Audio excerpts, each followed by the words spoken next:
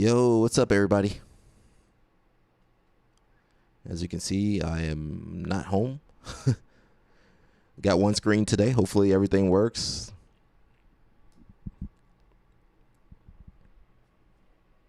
There we go. I can hear.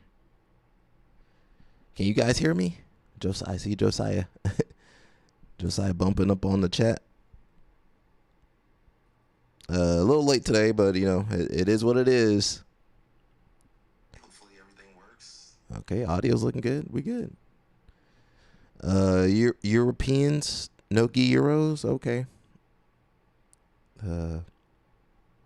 Unfortunately, they not streaming that. You gotta have Flow Grappling, or whatever link Josiah got to watch that those matches. Lightweight. Okay. Josiah, let's calm down a little bit. Okay. You watching Nogi Euros? Or Rome? Nogi Europeans? Yeah, calm down on... remember, you can't make no references to Mr. Ecological or nobody on YouTube. Balea, what's up? I saw you just dropped a new video, Balea. We might try to watch that a little bit later. You know, by the time you jump off and jump back on, we'll get to your video, Balea. You guys know I'm not home, so one screen. Simmer down. Josiah, he just excited. I'm trying to get Balea to give Josiah a job. He'll be the number one person in jiu-jitsu. Number one reporter, because he know everything. He know Balea, he knows the birthdays. He know all the birthdays, the signs, astrological signs. He know everything about these people. So that's great. We gotta get Josiah doing something with that, man. We know. We know. We appreciate your excitement, because you know some of us, we be too you know Balea be tired. Balea ain't got no more excitement. He too tired to have excitement. Balea, we got some more. Balea's been cooking, man. He got some more matches. We're gonna check out who else he got fighting. You already heard Felipe Pena, and what's homeboy from South Africa? Luke Griffith. Yeah, Luke Griffith. Oh, okay. So yeah, I mean, we're gonna talk a little bit about Aspinall. See how he's recovering. We got Travis Stevens. You know, he's building schools left and right. You know you made it. You know you made it when Travis Stevens shows up in them overalls and he's putting your school together. So that's basically it. We're just trying to catch up to. You know, I didn't stream yesterday, so the duck. Yep. Balea been cooking, man. Balea, we watch you. We watching you, Balea. We watching your moves, man. We appreciate them. And he got the old school videos. Balea is he's a treasure of the sport. Nobody else bringing them old videos back. You not fighting Harrison? Harrison. Isn't Harrison on BJJ Stars? That's good, man. I mean, Pato would mess Harrison up too. That ain't fair though. That kid he just started doing no-gi. Mikey over here breaking his leg. Mikey breaking everybody's leg that don't train no-gi though. Can we give Mikey a good match? Balea, help them out over there at UFC BJJ, please. At least fight some people with some no-gi experience. Balea would never set up that match. What kind of matches would you set up with Mikey, Balea? That's what we want to know. That is true. His no-gi debut was a title fight. That's crazy, bro. How you get a title from one fight though? UFC BJJ crazy. They have no tournament, no qualifier, nothing. They first match title fight. It's wild over here. They got another event too. December, November. I don't even know. They don't market their events. How are we supposed to know? They don't market their events and then they get 9 billion views. How's that working, Balea? Balea, you need them bots over there, Balea. Get them bots. You get 9 million views easy.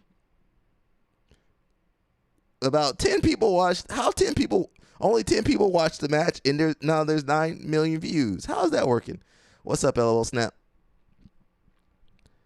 What's going on? I know Mika for sure not competing. Have you seen it? Yeah, he out of shape. Mika he might be retired already. He might just need to retire and just open up a school, bro. He's accomplished everything. He won Worlds. He won ADCC. There's nothing else to do. Just open up the school and take care of your girl, man.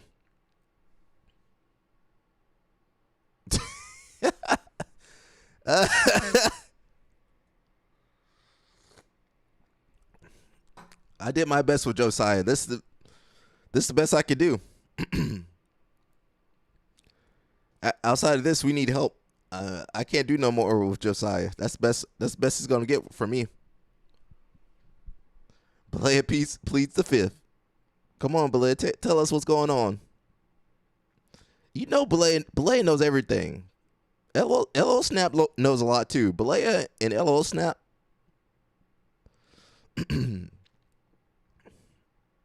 He's watching Nogi Euros on YouTube.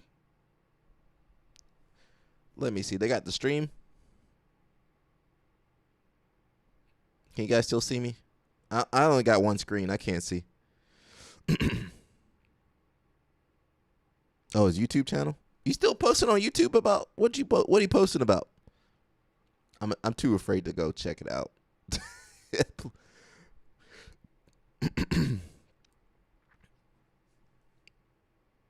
still see me? I only got one screen. I can't. Oh, his YouTube channel. You still posting on YouTube? Okay. Yeah, there's a delay with you guys. The Pato match getting announced. All right. Balea to come in the stream, throw some gems, jump out of here.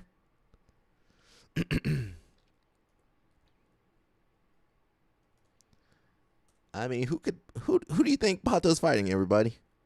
Some big women's matches coming. Okay. I feel Sarah Gaval going to be on there. Adele. I know it's not Fionn. One is a debut. It can't be Adele. Gabrielle? Come on, we hoping for Gabrielle. Well, good luck all the girls before Gabrielle get over there and mess up the whole Nogi division. If Gabrielle get over there, she gonna mess up Sarah Gaval, Helena. She messing up all them girls. They can't beat her. Gabrielle take out everybody. She might need to go to the men's division, get some real competition. I'm not sure who Pato would fight. Maybe a Corby, Owen Jones. Yeah, where's Owen Jones at? Balea, what happened to Owen Jones? What happened to Owen Jones over here? What happened to Owen Jones, Balea?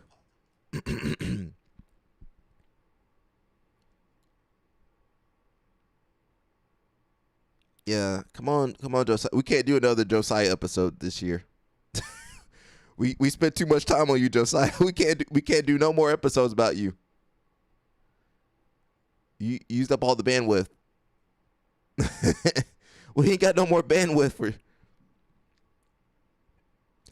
I'm agreeing with LOL Snap, Josiah. Balea can't say nothing, man. And we got to find out on Instagram like everybody else. We trying to help Josiah. We can't do another episode on Josiah though. Is on IBJJF. JJF. Jeez.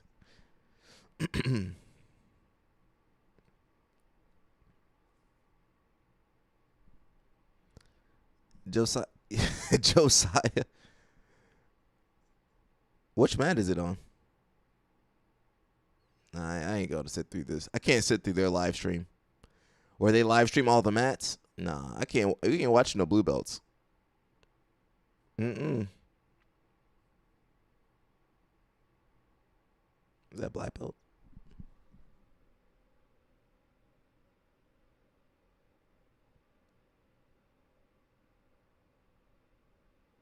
I can't tell who's over there. Nah, we ain't watching that, bro. We'll let Josiah watch that. Again, everybody, I only have one screen, so I can't see anything. I gotta look on my phone. This is me. I gotta look on the phone to see what the heck's going on. Yeah, Josiah, just try to do better, Josiah. Mush, what's going on? Yeah, I didn't stream yesterday. I was traveling. I don't think I'm streaming Friday either. So we'll figure it out. Maybe I'll do a Sunday night stream or something. They just need to get rid of blue belts altogether. I mean, they're good. That's too much jiu-jitsu for me to watch. We do have no-gi Euros going on. Again, they're a couple hours ahead of us, so it's already. They probably done for the day now.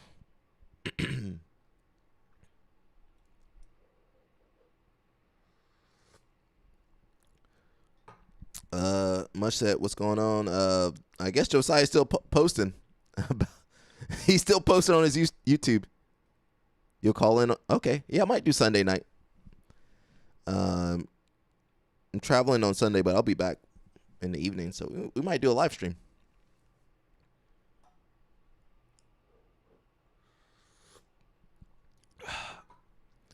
I might do the live stream. Should I do the live stream in the gym? I got the home gym. Yeah, I might do that. Stream in the gym or something. Work out and stream. Might just work out and stream. Maybe I'll get Pedro, my boy Pedro, to come over. They need to restructure the belt system. What do you want to see, LOL Snap? Josiah posting about Josiah. Well, we not doing another stream on you for till next year, 2026. So we can't go over to your YouTube channel. We were scaring people on that because Balea came over to Balea came over to the stream. He said, "What's going on over here?" He was looking. Balea was looking at Josiah. Balea was looking at Josiah. Balea didn't know what he was watching. He came on here for some drama.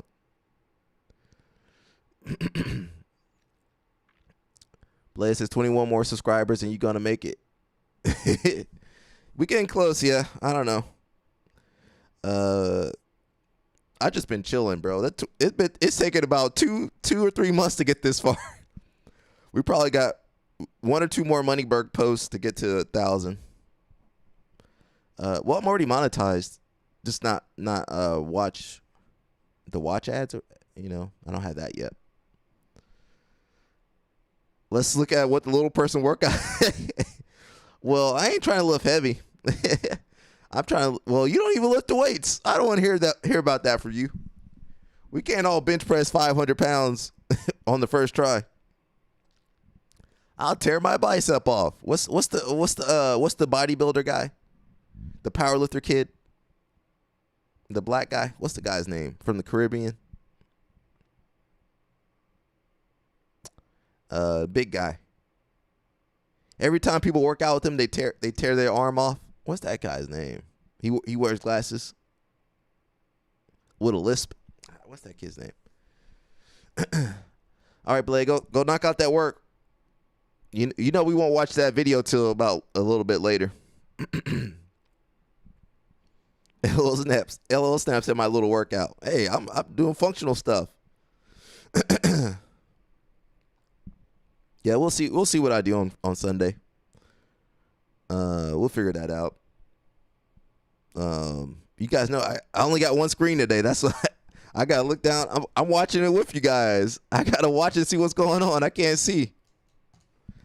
All right, Blade, go make that money. We'll check up with you later and see who Pato going to be fighting. Who you guys think Pato going to fight? I want to see. Well, you can't fight no AOJ. I want to see him fight Cole. Cole or somebody. Well, Blade said it won't be Harrison. They're not letting Harrison fight no more. Hopefully it's not the homeboy that lost to what's the Kevin Carrasco? Yeah, I don't want to see that guy just yet. Hopefully it's not Baby Shark. We've seen that match too many times. I want to see a Corbry, bro. Rematch with the Corbries. Samuel Nagai or Josh Cernos rematch. Yeah, maybe a rematch or something. Julian Espinoza. I don't think Julian would do well against Pato. Although it's Super Julian now. He did win Nogi Pans. I gotta take that back.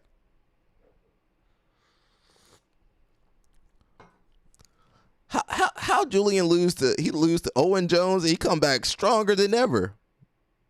He looks stronger than ever at Nogi Pans. He lost to Owen Jones. He looked weak. He looked weak against Owen Jones. Came back. He looks stronger than everybody now. USADA, you need to test him. He came back stronger, faster, better than ever. It might be, what's homeboy's name? The guy Josiah don't like that much. Chris Hansen? What's that kid's name? Max Hansen. Chris Hansen. Max Hansen. Espinoza on fire. Pato don't really wrestle. I mean, he can a little bit. Yeah, I mean, I just want to see Pato fight. Yeah, I just want to see Pato fight. We're going to get into a couple Instagram stories. Again, I only got one screen, so I can't even see half the stuff that's going on. You know, Josiah might be spamming the stream. I can't even tell. That's basically it. Yeah, I haven't seen. Well, yeah, I didn't stream yesterday. Did anything happen yesterday?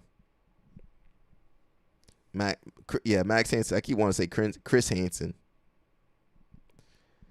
Yeah. So we'll get into it, man. Oh shoot, I got the wrong. Better me, what's going on? Oh yeah, I for sure didn't see everybody's messages. Okay. So we'll check out the stories again. I only got one screen, so if you see me looking down or looking around, I'm watching it with you guys. I'm over here. Let me check on the Twitch people. Twitch, what's going on, Twitch? We are on Twitch in case the stream goes down. If the stream goes down, go to Twitch.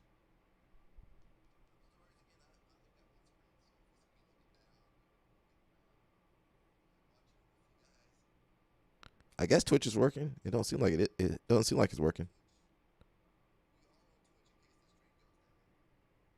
Okay, hopefully. I'm praying for the best. Let me know, everybody. Let me know what's going on. See if I can switch over. You on the train? Are you in Europe? Where are you? I think you're in Europe. What, about 5-6 hours difference from East Coast? We got people in Asia. We got people in Europe. People in Brazil. We got people everywhere, man. Pregnant? Yeah. Hold on. Why like? Well, because it's MMA is so many. It's a lot of men. Like 90% of my followers so are you men. use sponsors, you use followers just because you got pregnant after a win. Yeah, after like you don't. Yeah. As a mother, you don't get time to have a maternity leave because it's UFC. Yeah, if it was like injuries, like I think that I probably wouldn't lose sponsors. You know, like if I had like ACL, but because of pregnancy, I think they just didn't believe that I would come back, you know, like, oh, she's probably not going to come back.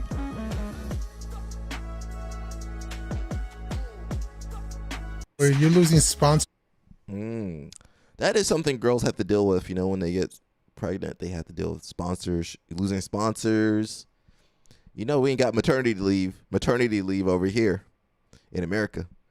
16:03, 4 o'clock over there. My man ready to clock out on the train home. You guys know I'm using international time on my phone. Yep, 16:03. Yeah, it is tough for the ladies, man, and to bounce back. So, I always have a lot of respect for the ladies when they, able to come back to a high level. Elizabeth Clay had her baby, and she was competing a couple months afterwards. And what's the girl? Hebe Mars' girl, Natalie De Jesus. Yeah, she came back pretty fast. There's some other moms too. I can't think of any right now, but a couple moms come back stronger than ever. Allure said she's gonna come back for 2028. Put them under a lot of weight and squats and all that and deadlifts or something stupid. You just do calisthenics. Just do push-ups. Do dips on chairs. You understand what I'm saying? But at 5 years old, I think is a good age to start your child working out, lifting weights. That's only if you want your child to be the number one in the world. And if you want them to be number two, you don't have to do that. But number one, you got to do this, period. Is your child at 5 years old climbing trees, picking up his bike off the ground? That's resistance. So if they're climbing trees, that's a form of resistance. Now, you can't be an idiot and go in and put them under a lot of weight and squats and all that and deadlifts or something stupid. You just do calisthenics. Just do push-ups. Do dips on chairs. You understand what I'm saying? But at 5 years old, I think is a good age to start your child working out, lifting weights. That's only if you want your child to be the number one in the world. And if you want them to be number two, you don't have to do that. But number one, you got to do this. That sounds like what the Cubans be doing. Yeah, it sounds exactly like the Cuban program. I ain't seen Yo Romero lift a single weight, but he in better shape than everybody. It says, what's your favorite Olympic pictogram from wrestling? Let's see. Can I zoom in?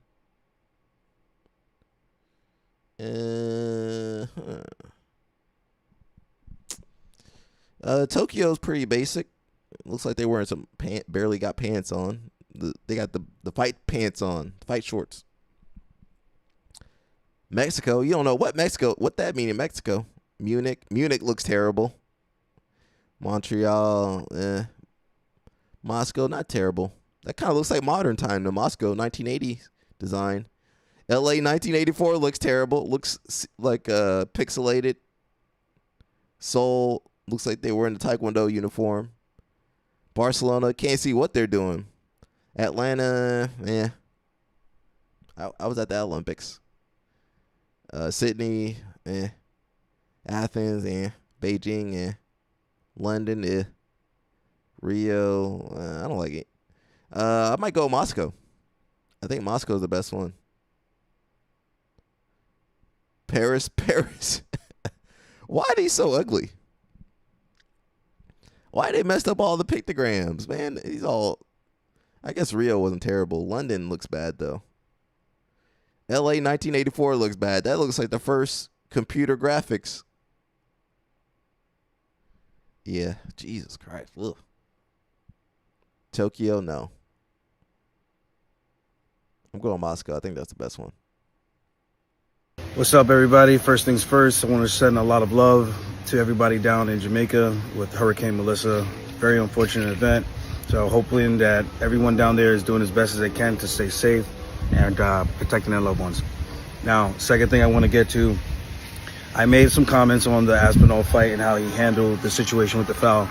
And I think my opinion still stands. Yeah, you could say you don't like the messenger because I've been fouled and you guys think that I milked the injury. I did not. We've done clarified this multiple times. Bad rehydration, felt like shit. I got blasted in the head. I barely knew where I was at the time. And yes, it looked like I acted or whatever. I can understand that. And I have nothing to say to that. But fact still remains. When Tommy got poked in the eye, the first thing that he said was, I cannot see. And we all know when you are fouled, You cannot say those words, otherwise the ref is inclined to stop the fight, because that is just the way the rules are written. Don't be mad at me. I'm not the guy who created the rules. I agree that Tommy was egregiously poked in the eye and it had some effect on him, and it wasn't cool. But nothing could be done at that point. So with that said, I think he should have handled the situation differently, and I think everybody will agree with that. You don't say those words. And of course, it's a natural reaction. You get poked, you go, oh, I can't see. Okay, but we're professionals. We've been here before. We've seen multiple fights like this. So we got to handle it as best as we could. And maybe that's what probably happened with Tommy. Who knows? Again, I don't know how badly hurt he was. I've never questioned Tommy's integrity. I've never questioned any fighter's integrity. But I do like to make fun of certain situations, because I've gotten a very unfair share of flack from a lot of fans when I was illegally kneed in the head, and somehow I was being a bitch, a pussy, and all these other things under the sun, when none of you guys ever been blasted in the head with a knee that you did not see coming from anywhere. You can say I milked it, you can say all these things, but the fact still remains, it hurt like a bitch. And the ref saved me from myself. Again, I would have liked to see Tommy take his time to use up his entire 5 minutes. He opted not to. That's on him. I don't think things would have changed, as we saw even during the time that 5 minutes would have been up and nothing would have changed. But I think some of the fans who were giving him shit would have been like, at least he took his time. We saw what happened with Kevin Holland, got kicked in the balls. The way that he fought, he looked like crap afterwards. The same thing probably would have happened with Tommy Aspinall. So who knows? Maybe he already felt what was happening and was like, yo, there's no way I could come back from this. I'm calling it. So it is what it is. I completely get where Tommy's coming from. You can't fight compromise like that. I'm glad the ref didn't allow me to continue to fight when I got illegally kneed. Otherwise, I would have.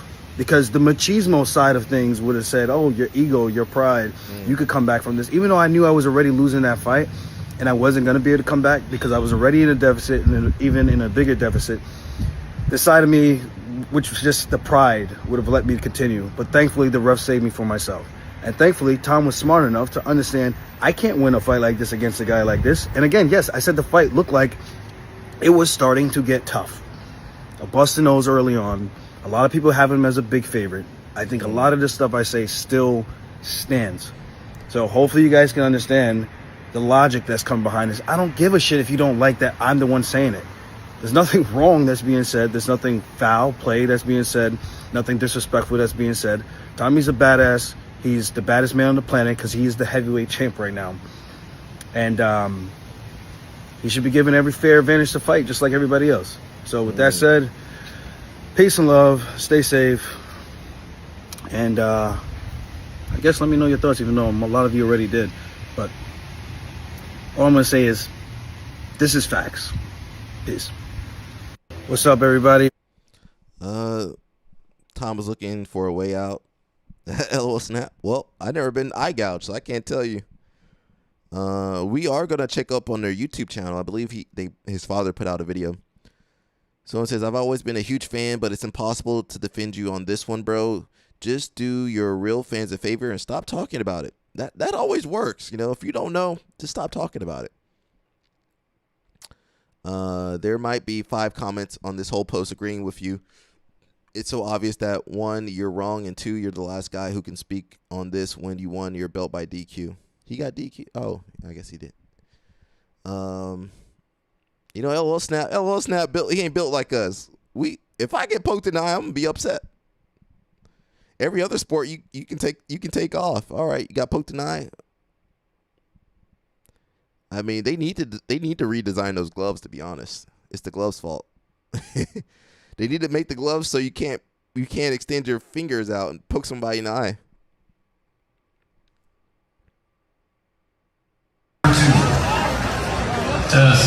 Calvin. Great throw. There's a few ways we could have avoided that dismount as far as not getting yourself knocked out. So here's a few. So they ran an over and under, and he stepped into a nice entry to Harat. For one, he left his chin up. So when you do any kind of forward throws, you want to tuck your chin and turn your head the direction you're throwing. So every time I throw this, I'm I'm tucking and looking away from my opponent, not looking up. You don't want your head to be the doorstop. Number 2, relinquish the whizzer.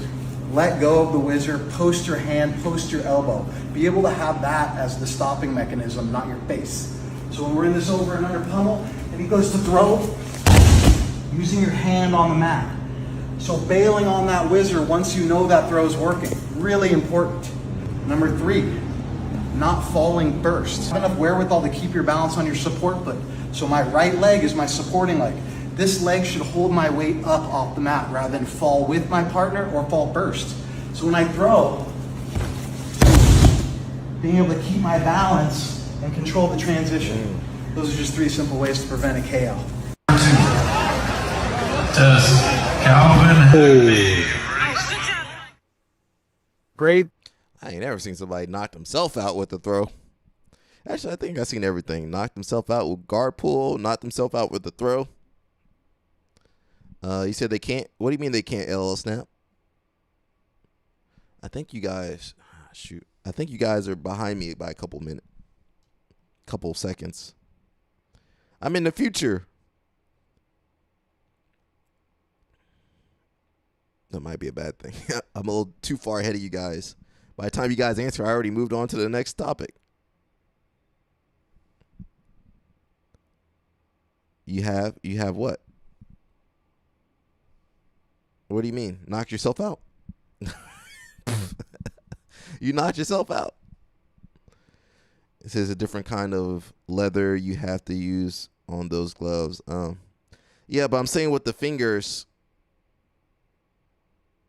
I mean, well, are you saying he wanted to poke him in the eye? Maybe he did. I didn't see the whole fight. You're a black belt in jiu-jitsu. Yeah, about 4 years later. I think this has drawn the ire of the jiu-jitsu community. I don't think ever in the history of jiu-jitsu has someone received a black belt with not any sort of competition on their resume. To the best of my knowledge, you've never competed in a Mundials or an ADCC. BJ got his black belt after winning the Mundials. Hamza Chimaev got his black belt after winning the UFC title. And I think there's some confusion on the internet about that. I'm a professional businessman. I'm not a professional fighter. But because you are a businessman, that also calls into question how you're able to pull this up, because pro fighters are doing this 24/7. For someone in their 40s to get a black belt while also being a business and running this multi-million-dollar business, as you say, it does ring some alarms, right? Why would I care what a random person thinks? Okay, so then that's you should be that way. Why, when I go on your Instagram, do you have like 40, 50,000 likes, but 100 comments? That would suggest to me that a lot of those likes are bought, and that would suggest to me that you do care what people think. Yeah. Well, everybody has bots. Do they have to wear the shirt? It's not like we have like a Everybody's contract got or a lengthy bots. negotiation. If someone would object, would you say thanks but no thanks, no interview? Maybe. One thing that's been brought up is that you are often on the mats wearing socks. Why is that? The controversies online, people focus on 3.5 years. It's a big deal. It's a big deal because this means the world to these No, guys. dude, I did the This is their same. blood. I did the same amount of training they did in less years, and I did it with their icons and idols. And I think there's a jealousy component to that. I do. Respectfully, I don't believe that. The black belt feels like question a Happy Meal black belt. That's what this Happy boils Meal down to. black belt. That's what I think Sean's issue is. That's what I I might think agree, the Much. I jiu-jitsu might agree. community's issue is. And I guess your reluctance to acknowledge that is what rubs people the wrong way. Do you think you'll ever get to a point where you're awarding people black belts? Change of context. Sure, You sure. have a black belt as well, yeah. Well, I have a black belt right here, and some might say, with all due respect, it's as legitimate as yours. You have your black belt in jiu-jitsu. About 4 years. Florida boy says, let's be honest. This guy, the guy that awarded a black belt, the guy got awarded a black belt in jiu-jitsu by someone who has no business whatsoever promoting students to black belt. That's true. Jake Shields, I don't know. I don't even think Jake Shields is recognized in IBJJF.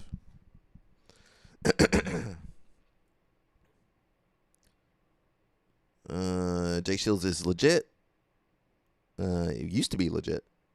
He used to be legit. He gone now. Zuckerberg competed. Where are the black belts who have trained with him to say if he's legit or not? Gordon said it.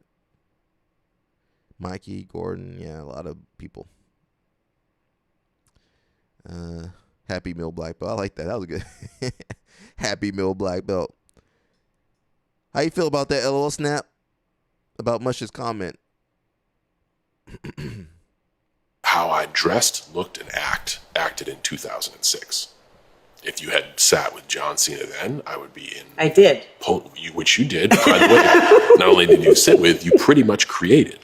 I would be in Reebok pumps, polo cargo shorts, probably a Michelin Ness basketball tank top, a brand new fitted hat, $250,000 worth of diamonds, and we would be talking about stuff different. Mm-hmm. But at that time, I was also trying to debut an album, living a life that I never thought was possible. And like those things were my why. If you ask me what I was born to do, my response in 2006 would be, I am a WWE superstar. It is what I was born for. That's at 48. That's not why I was born. And it's okay. No, it's not. Like the forever question of why are we all here? Mm-hmm. That's some real deep stuff. Yeah. We're so insignificant. Like, honestly, none of it matters. We're logging all this stuff. There's people giving their time and effort. None of it matters. It's finding beauty in that and then being okay with it and making those things significant. How I dressed, looked, and acted. I like John Cena. This is what LOL Snap wants the UFC to look like. Wigger. We've got a lot of those, man. They everywhere. Jake Shields says, I can care less about any of these fighters. They're still fighting for UFC for one or two. You get into a sport with no life insurance, no health care, no nothing, and you get poked in the eye. That is allowed in this competition. That's what LOL Snap want to do.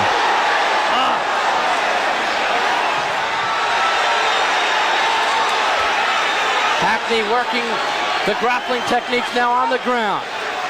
Although his discipline is White Tiger Kempo Karate. God, he's got a hold of his trunks too. Oh, why he's pulling his pants down? Get your towel, watch it. Nobody's moving. He's tapping. He's tapping. He's tapping. He's tapping out. He's choked him out. Goes taps out. Hackney is the winner. That is allowed in this competition, but that is brutal.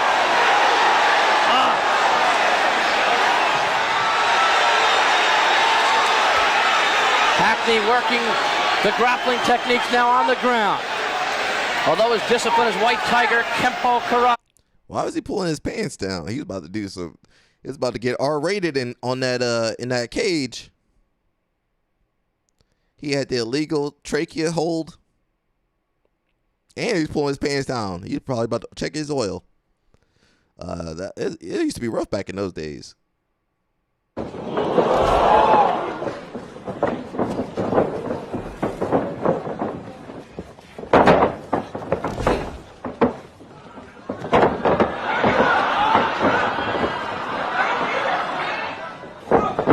Escape! 稲内選手は一つ目のロストポイントです。Escape!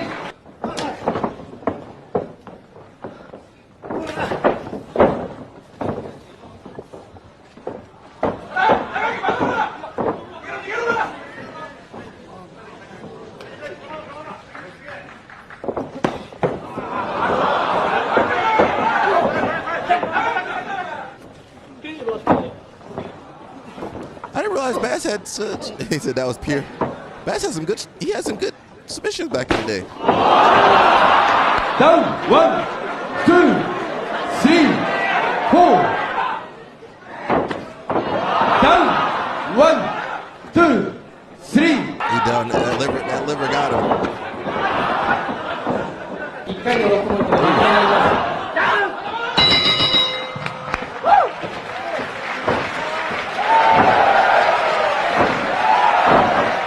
試合タイム14分7秒。ロストポイント5による PKO で。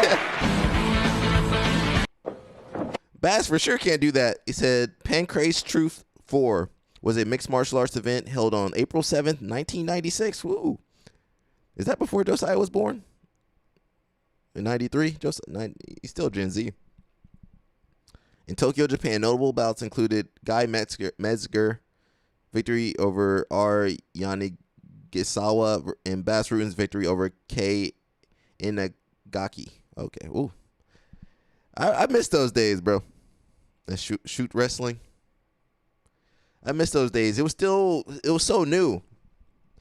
Now, I mean, I guess they still kind of fighting like that. They eye poking still, but I don't know. It kind of lost its mystique about it. Jiu-Jitsu brands you wear and what it says about you.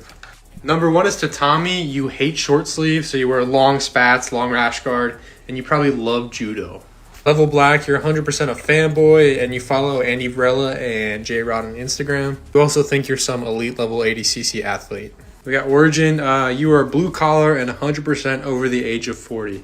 X Marshall, if you wear this, you're just weird. This is a weird brand. Hayabusa, you probably train jiu-jitsu on the side and mainly do Muay Thai and kickboxing. Scramble, you're probably pretty good at jiu-jitsu and your favorite position is being on the back. Albino and Prado, you're probably pretty cool, I'm not gonna lie. They're branching out into a lot of like fashion stuff. You may not be good at jiu-jitsu, but you got swag. Quan, where you at, Quan? Part 2 of what jiu-jitsu brands you wear and what it says about you. Quan, where's Quan at? You know, Quan love AP and don't be training. Your gym was a gang back. Yeah, it was a gang, a mafia, a cartel. Yeah, whatever kind of illegal organization you wanted it to be. That's what it used to be. We had mafia bosses, hitmen. We had everything back in the day. Now people don't even want to warm up. They don't even want to train.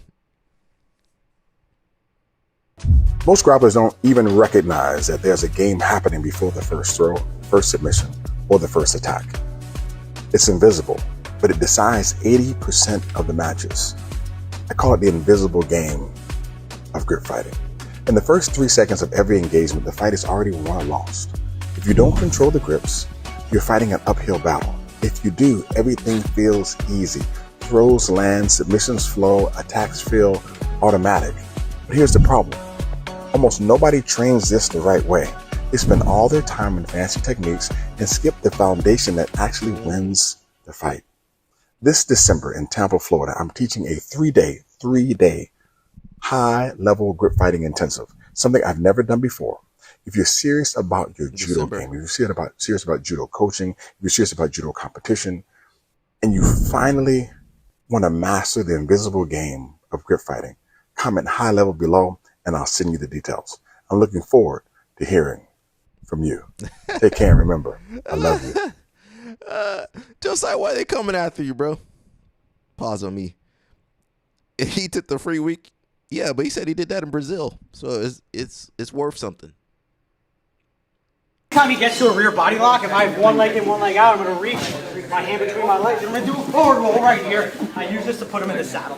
Time he gets to a rear body lock, if I have one leg in, one leg out, I'm going to reach my hand between my legs. I'm going to do a forward roll right here. I use this to put him in the saddle. You know, that's what Taza be doing. I knew they were coming, but nothing was threatening. He got a really good bite on my ankle, and I didn't feel anything. I didn't think anything of it. I did my job. I listened to my coach.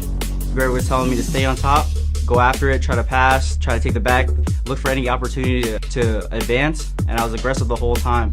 So I did everything in my part. It's just a good feeling. Good feeling. Those entanglements, I knew they were coming, but nothing was threatening. He got a really good bite on my ankle, and I didn't feel anything. I didn't think anything of it. I did my job. I listened to my coach.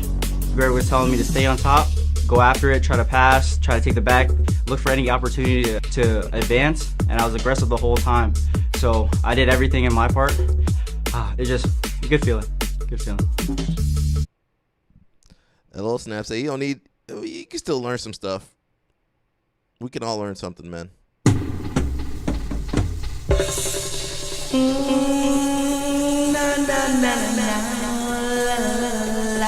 Alicia Keys in Jamaica.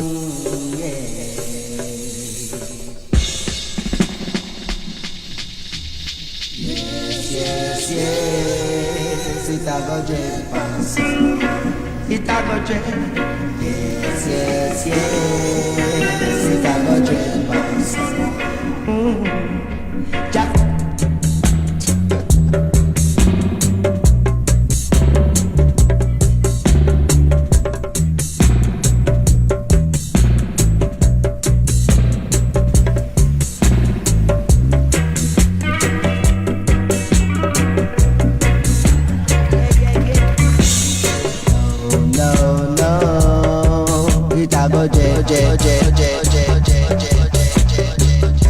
No, no, itago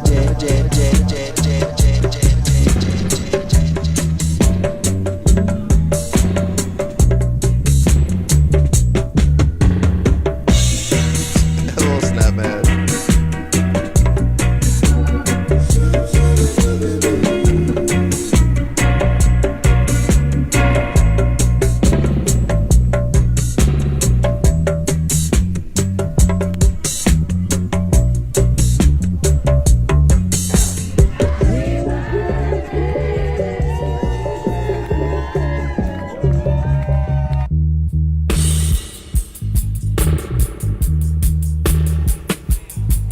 That's a nice place over there, man.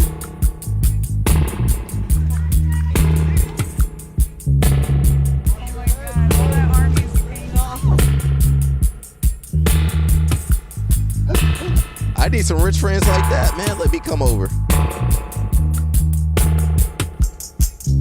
You know they had a private chef. Ooh.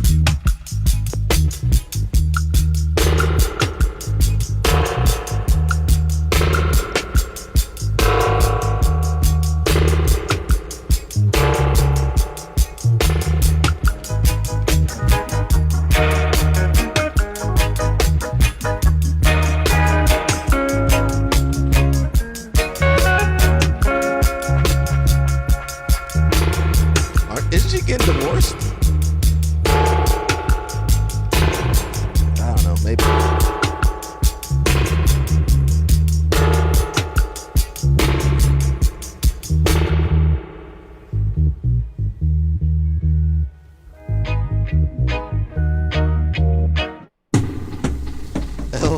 LOL snap. So the lane gonna be cheap down there?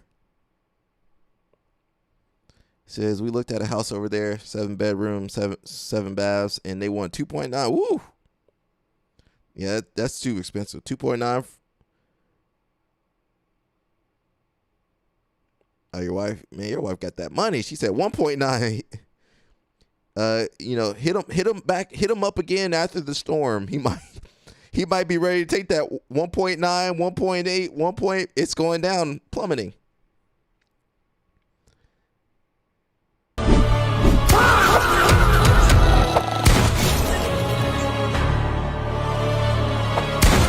Catch wrestling?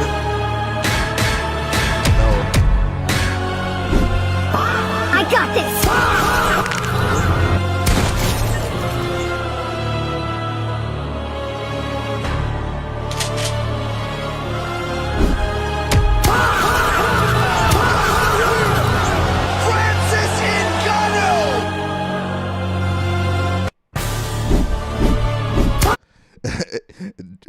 Balea.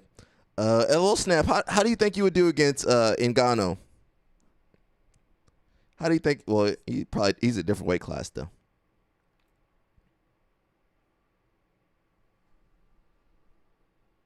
Nobody knows you or what you're capable of doing. And here's the reality. The hardest thing in life is figuring out who you are and what you want to do for the rest of your life. It's a big decision. I'm very blessed and lucky. I always knew who I was and exactly what I wanted to do. And once you figure that out, you wake up every day and you work toward it. That's what you do. It's impossible for you to fail if you know who you are, what you want to do, and you wake up every day and work toward it. Don't listen to anyone. Everybody's full of shit. Nobody knows you or what you're capable of doing. And here's the reality. The hardest thing in life is figuring out who you are and what you want to do for the rest of your life. It's a big decision. I'm very blessed and lucky. I always knew who I was and exactly what I wanted to do. And once you figure that out, you wake up every day and you work toward it. That's what you do. It's impossible for you to fail if you know who you are, what you want to do, and you wake up every day and work toward it. Don't listen to anyone. Balea. Balea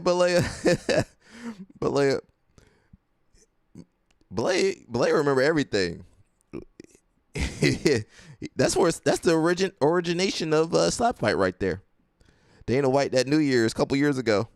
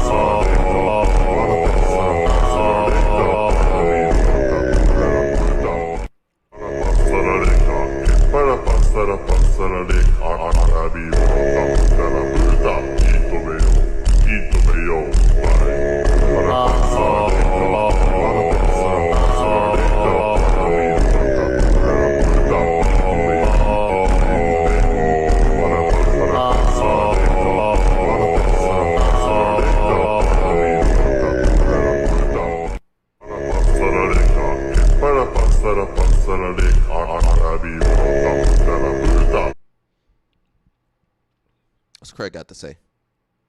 Spiritual advisor George St. Pierre once said to me, Bruce never fought? any No. man can take down an attractive woman. A champion can take down a woman of every weight category. That philosophy, and that philosophy alone, built the most efficient takedown methodology in modern MMA. GSP was a man obsessed with three things: karate, aliens, and thick black women. The experience in the latter taught him a game-changing concept: angle and penetration. If applied correctly, it can defy the laws of physics. My mentor and spiritual advisor, George St. Pierre, once said to me, any man can take down an attractive woman. A champion can take down a woman of every weight category. That philosophy, and that philosophy alone, built the most efficient takedown methodology in modern MMA. GSP was a man obsessed with three things: karate. Why are they trying to kick Chuck out of there? You can't kick Chuck Norris out of Texas. He's a Ranger. And the eyes of a Ranger are upon you. There we go. I know you guys were watching Texas Ranger back in the day. Come on. I don't know if Belay had that on his TV though. He's Canadian. Craig ain't lying. Your fellow Canadian. I like GSP. He said when you hook up with the girl, you got to do it for your country. You got to represent your country. You got to represent Canada when you. And that was true. He knew he had to represent Canada. Every girl he had to represent Canada proudly. The maple leaf.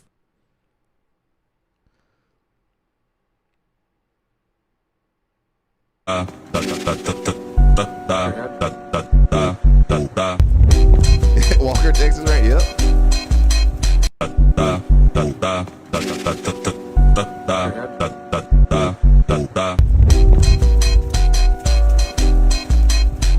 That's pretty funny.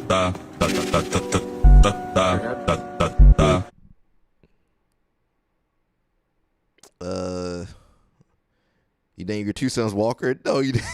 But like, you didn't name your kids. Did you name your kids that? Possibly. It says Keen's. Well, you guys already know they opened up their storefront. But I guess they're doing their grand opening. Oh, they said acai, barbecue, and BJ. DJ, okay.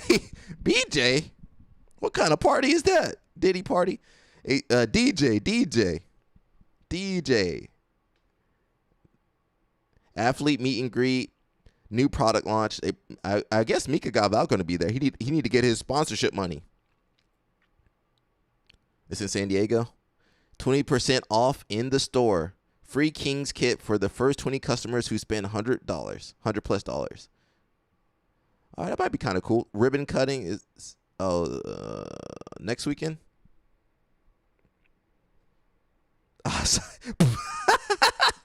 You know I messed that up, but like I messed that up. Well, the I can barely read what they got on there. It's too small. The font is too small. Acai and beach. But like, acai is why you get to eat the acai while you're getting the BJ. Yeah, that does sound not too bad. I never tried that before. Belay been to Brazil. He might have had that a couple of times. I ain't never had that though. I want to experience that now. Thanks, Belay. I'm gonna have to go find a girl to do that for me. L. Snap says he has a bottled water company and he's going around stealing. Oh no, Chuck, no! You gonna Chuck Norris water? What's the name of the water? He's going around stealing the natural spring. Oh no, they say that's not true. He's paying people for them. They just don't want to come out and say it. Oh, Belay needs to be in Jiu-Jitsu Hall. He does. Yeah, Belay, can we put you in the Hall of Fame? Well, I don't know. If IBJJF want to do that. The man saves historical jiu-jitsu fights and deserves. That's true. I believe that. 100%. Where's the thing at? 100% for Belay. Yeah, 100% for Belay. He should be in the Hall of Fame. No. I haven't been invited to that stuff. LOL Snap. What goes on over there at them parties? What they be doing over there? Chuck versus Bruce. But let's say he plead the fifth. What happened over there in the parties?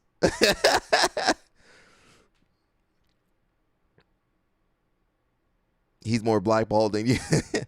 I want to know. I didn't know they had. I guess they had secret parties everywhere. I didn't get the invite. Look at meet pregnant. Yeah, they got that struggle apartment. Whew. Say a prayer for these kids, everybody. Say a prayer for them. They got that struggle apartment, that struggle studio apartment.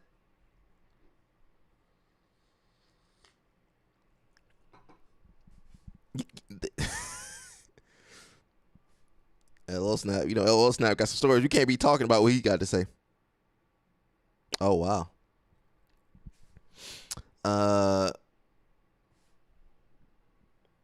Mika need to get the child support. Get the child supports ready, man. I'm in an XL. What size are you now? A large?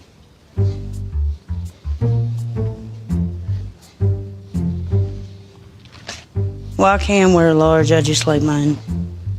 I like sizing up. I'm in an XL. What size are you now? A large? They got 2 pieces of furniture in that house.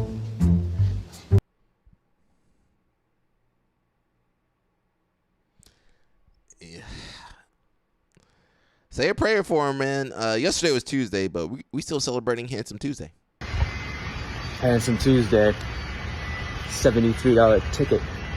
Oh no, Cali. Gotta pay it. That's California right there. Keep these streets clean. Handsome Tuesday. $73 ticket. Gotta pay it. Keep these streets clean. That might be is that the street cleaning ticket? What is that? 73?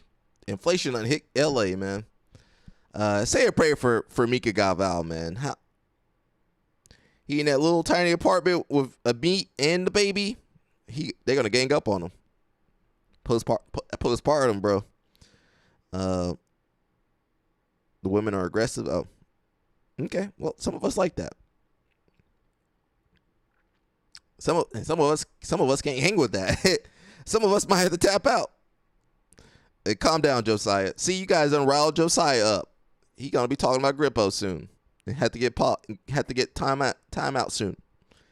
Calm down, Josiah.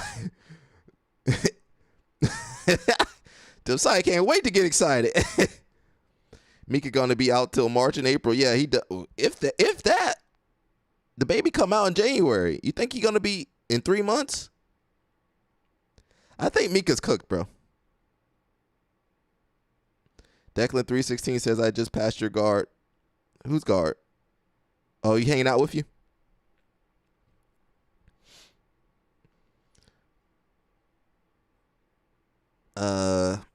Yeah, I don't know if he'll be there.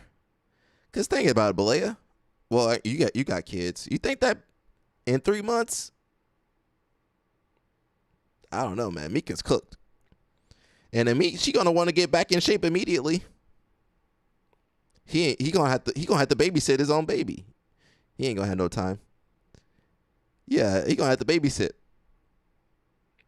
I mean, she gotta get ready. 2026, she got 2 years to get ready. She gotta get ready for the Olympics. She don't got time no more. He gotta watch the baby while she's making the money. Craig says B team rebrand is going great. Rainbow. That's a good picture. I'm gonna screenshot that, Mr. Craig Jones. Thank you, Mr. Craig Jones.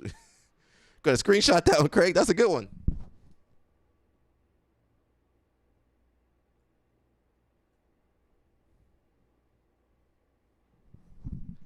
For a thumbnail, Mika having the time of his life in that apartment, all pregnant women. Oh, I didn't know that. Well, get the last little hoorah before that baby come through, because that's gonna be it for him for a while. And you know what? She gotta be careful not to get pregnant again. Oof. They didn't think about any of this stuff. Because you know them pregnant girls. I heard this. LL Snap can confirm for me. Them pregnant girls, you know, they get pregnant like that.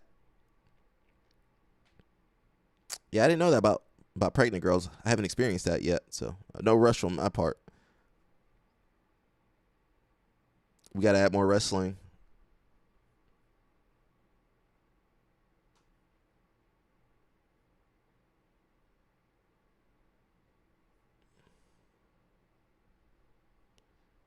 Josiah said you're going to buy that shirt. Go ahead and pre-order your shirt, man.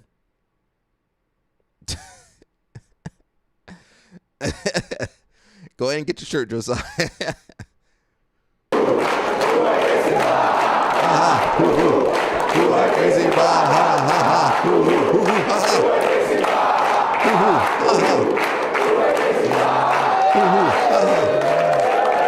Yo, Gracie Baja, bro. Shout out to Gracie Baja.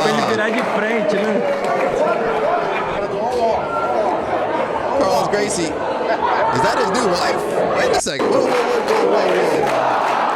Is that Carlos Gracie's? What number wife is he on? I am jealous, everybody. I'm not lying. 6 months after having child because they can. Oh, you know Mika gonna slip up again. Gracie Baja. Gracie Baja. Gracie Baja.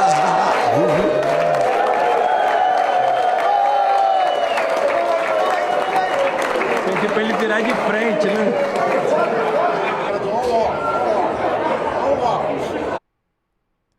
All right, is that Carlos Gracie's new lady? Balea, where are you, Balea?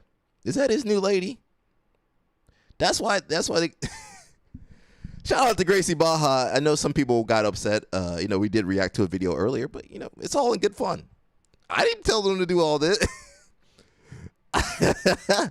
Shout out to Gracie. I mean, they make more money than everybody else, so they doing something's working.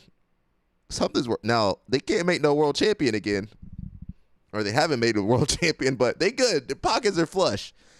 The wallet is flush with cash. But shout out to them, you know. I can't say much, you know. We do make fun of them a little bit, but you know, it is what it is. Shout out to Carlos Gracie Jr. He got him something over there. He working with something over there. Let me see some of these comments.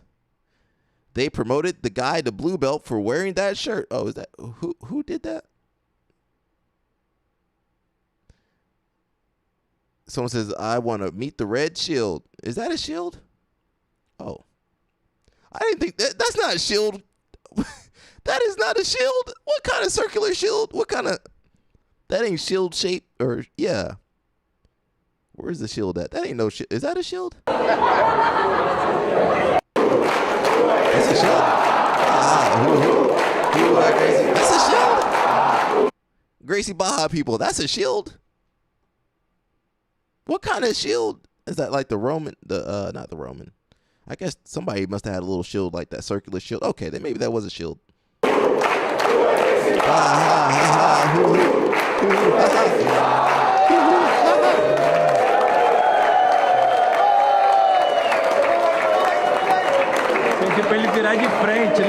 They're making money, man. They're making money. I can't hate too much. They're making money, man. You got Rodolfo with Damian Maia. Shout out to two of the best MMA/jiu-jitsu fighters ever to do it.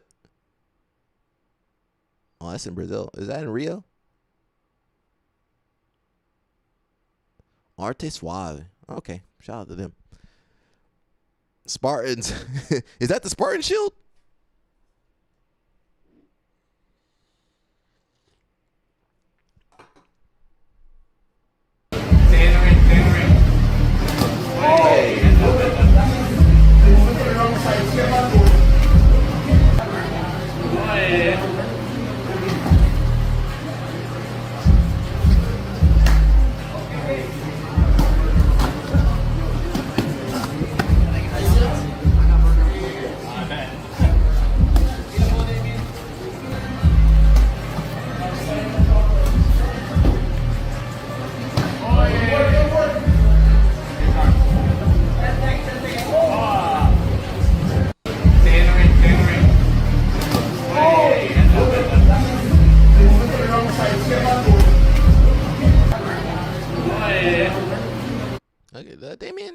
some decent hands.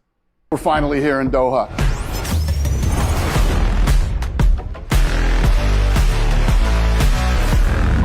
People who follow the UFC and have never been to Qatar, you know, Doha is the city you want to go to. You want to see real fights? You want to see knockouts? I guarantee you, the most exciting live sporting event you've ever been to. Get down to the ABHA Arena on November 22nd. It's going to be an incredible night, and I will see you there. Yo, those Emiratis done bought everybody out. They got a lot of money too. They done bought the UFC out. They done bought everything. Football, F1. They got everything over there. The hip flexor. Is Ronaldo Jr. training over there at Keenan's, or he's just over there for J-Flow? It's the weakest muscle. So when I'm grabbing the ankle, I'm thinking about how to pull in a direction that's directly on that muscle. So I'm kind of like here on this side. If I can extend this leg straight, I'm going to be able to get my hand to the knee and keep it on it and kind of keep it extended. Okay. And it doesn't feel like a threat now, but when he tries to go to recover, normally he would do like a throw by there. So he kind of can like stick it if I keep it here. And then when I come this way, he has to frame, and then we just go down. That's good. And that's not going to be like the full pass. Now he's going to turn again, either into me or away from me. And we're back in it, but I like to really focus on that top leg. Like getting it kind of stuck here with like a stiff arm. It really can like immobilize them. The hip flexor is the weakest muscle. So when I'm grabbing... It's kind of interesting. I have to play around with that. Marcelo versus Giles, yeah.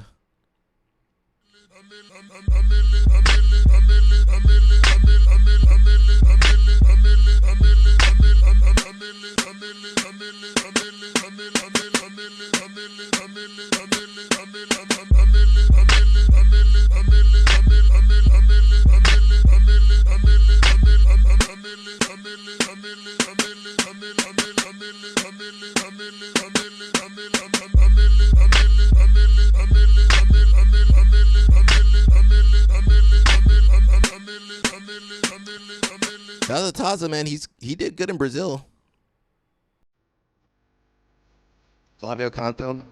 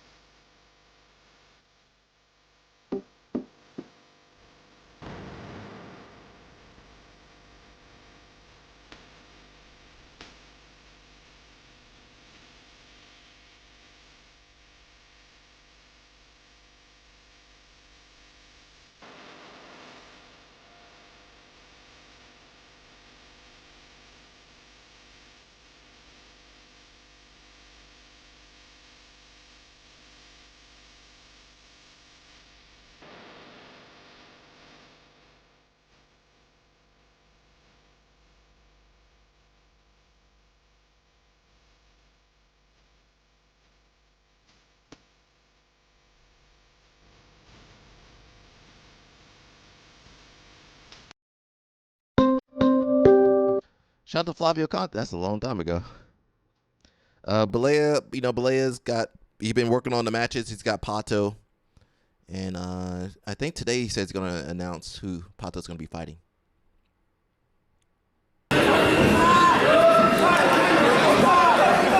We got LOL Snap's favorite grappler.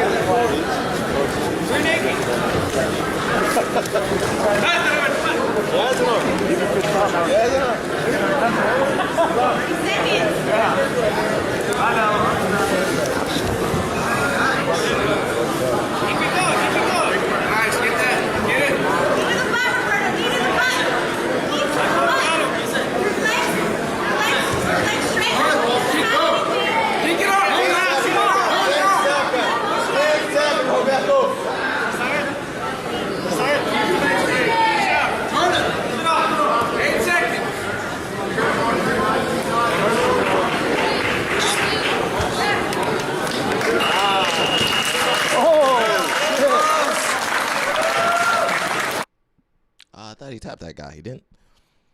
This is the op. He's my teammate, but he's also the ops. my man snatched LOL snap soul, and that's it.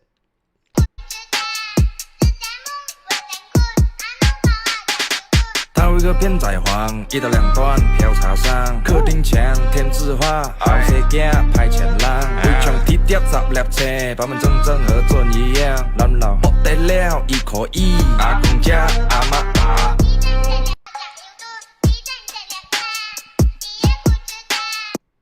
Margot says, be variable, be focused, be direct, and stay caffeinated when listening to Greg. I'm hoping working with Greg Solders helps her. I mean, if the Mendez brothers... Listen, if the Mendez brothers can't help you, I think that's it, man. If working with the Mendez brothers and AOJ ain't helping you, I think that might be it. But you try it, Margot. Try Greg Solders and Ecological, but... If the Mendez bros, if you can't do it at the Mendez brothers, at AOJ, then you might, that might just be it. She's had a good run. She has some good runs, but this is the class of 2027 recruiting class rankings. Got Penetration State number 1. You got your get back? Okay. Virginia Tech number 2, Rutgers number 3, Lehigh 4, Ohio State 5, Northern Iowa 6, Iowa. Oh no, Iowa was higher ranked, but they messed up their Oklahoma State. Okay, some of these things are going to change for the next. Actually, is that right? Why is Oklahoma State number 8? Shout out to Rutgers. That's my college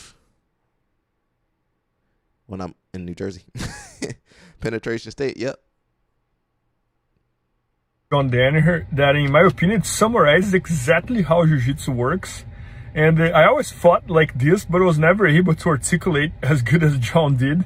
And the quote was, jiu-jitsu rewards the person who knows a lot about a few moves and who knows a little about a lot of moves.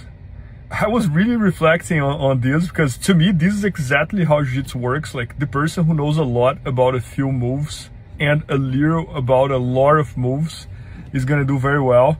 Meaning, like, we should really try to master a few moves, but also be open-minded to know every move, like to know a little bit about everything, like just so if someone tries to attack you, you know what's going on and you understand different subjects and this and that. So this was great, and let me know what you guys think in the comments. I'm very curious to see what are your guys' thoughts. What's up with all this 6'7" talk? All the kids 6'7", they keep talking about 6'7". I'm behind the times. In the study of internet folklore, few chants have risen as quickly as 6'7". At first glance, they are just 2 numbers. Yet, in the wild, these digits evolved into a cultural organism of their own. On December 1st, 2024, rapper Skrilla released the track Doot Doot, featuring G Herbo. In it, the phrase 6'7" was not arbitrary, but a reference to 67th Street in Philadelphia, the place Skrilla called home. But when the song reached the internet, that meaning began to dissolve. In January 2025, a TikTok lit the spark. Literally moves like somebody that's 6'1", 6'2", except he's 6'7". I just been right on the highway. The pairing was too precise. A player standing 6'7" matched perfectly to the chant. The video passed millions of views, and the phrase found its first true host. From there, the number migrated across TikTok and Instagram Reels, sports edits, lip dubs, stand-up routines, 5, 2, 6, 7. all punctuated by the same rhythmic call. The phrase no longer needed Philadelphia.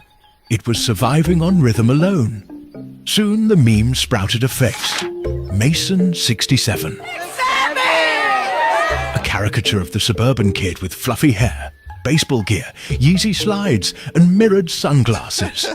Mason was less an individual than an archetype. the human incarnation of the chant. And finally, the chant descended into unease. SCP-067 emerged in glitchy horror edits, static screens, and whispered repetitions. Once playful, the numbers became ominous. A cursed frequency vibrating beneath the surface of TikTok. Then came the calendar. When September 6th and 7th of 2025 fell on the same weekend, TikTok declared it generational. On the weekend, The 6-7 weekend was treated as prophecy fulfilled, as if the numbers themselves had bent time to create a holiday. These kids crazy. In truth, nothing happened, except for the collective agreement that it mattered. Already. You don't. In the study of internet Okay. I guess everybody's got their little crazy stuff. We did a great training today. Stairs, some pull-ups. Now I'm gonna bring you guys to one of the best spot in LA to recover. High level recover for keep a high little level snap out of there. athletes. Let's go. Don't let a little snap in it's there. almost ritual to me. Meet some people there. It's a great environment. I know I'll have a hard and productive week of training. That's how I like to reconnect my body and mind and my spirit as well. We're here at the Paradise. Voting spot. Paradise. Next level. Let's go. Get it jumping like it's double dutch. Bought some things you can't afford, now you got a lot to maintain. I know pride and insecurity, the same thing. If you was Carl, you'd have probably done the same thing. If you trade your queen for a pawn, something wrong. Sold it time one time, now we talking like you chopper. We did a great training today. These are 5 reasons why BJJ is more popular than judo. Oh. I can't jump off the screen. Number 1, BJJ is much more space efficient from a business standpoint. You go into a dojo and you can have 40, 50 people rolling at once in a 1,000 square foot mat space area. When you're doing judo, you could probably have 7 or 8 people going at the same time, max 10 people. Reason number 2, the jiu-jitsu market segment, where majority of the demographic of people that are coming in are much older. And that's a good thing because they have a lot of income. And when you get to an older age, you get much less explosive and you develop more isometric strength. Third one, jiu-jitsu is a lot stickier for the newcomers because there's a lot more reasons that they can be successful. For instance, pass a guard, you get points. Knee on belly, you get points. It's a lot of little successes through the way. As with the judo, you come in there, all right, here's a takedown, here's a sotogari, go do it.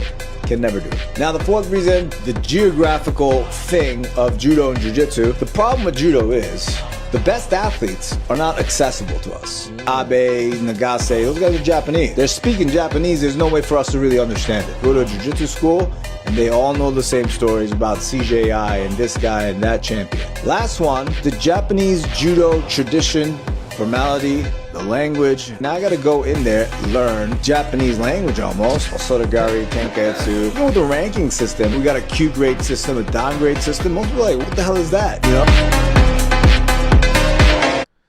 How you guys feel about that?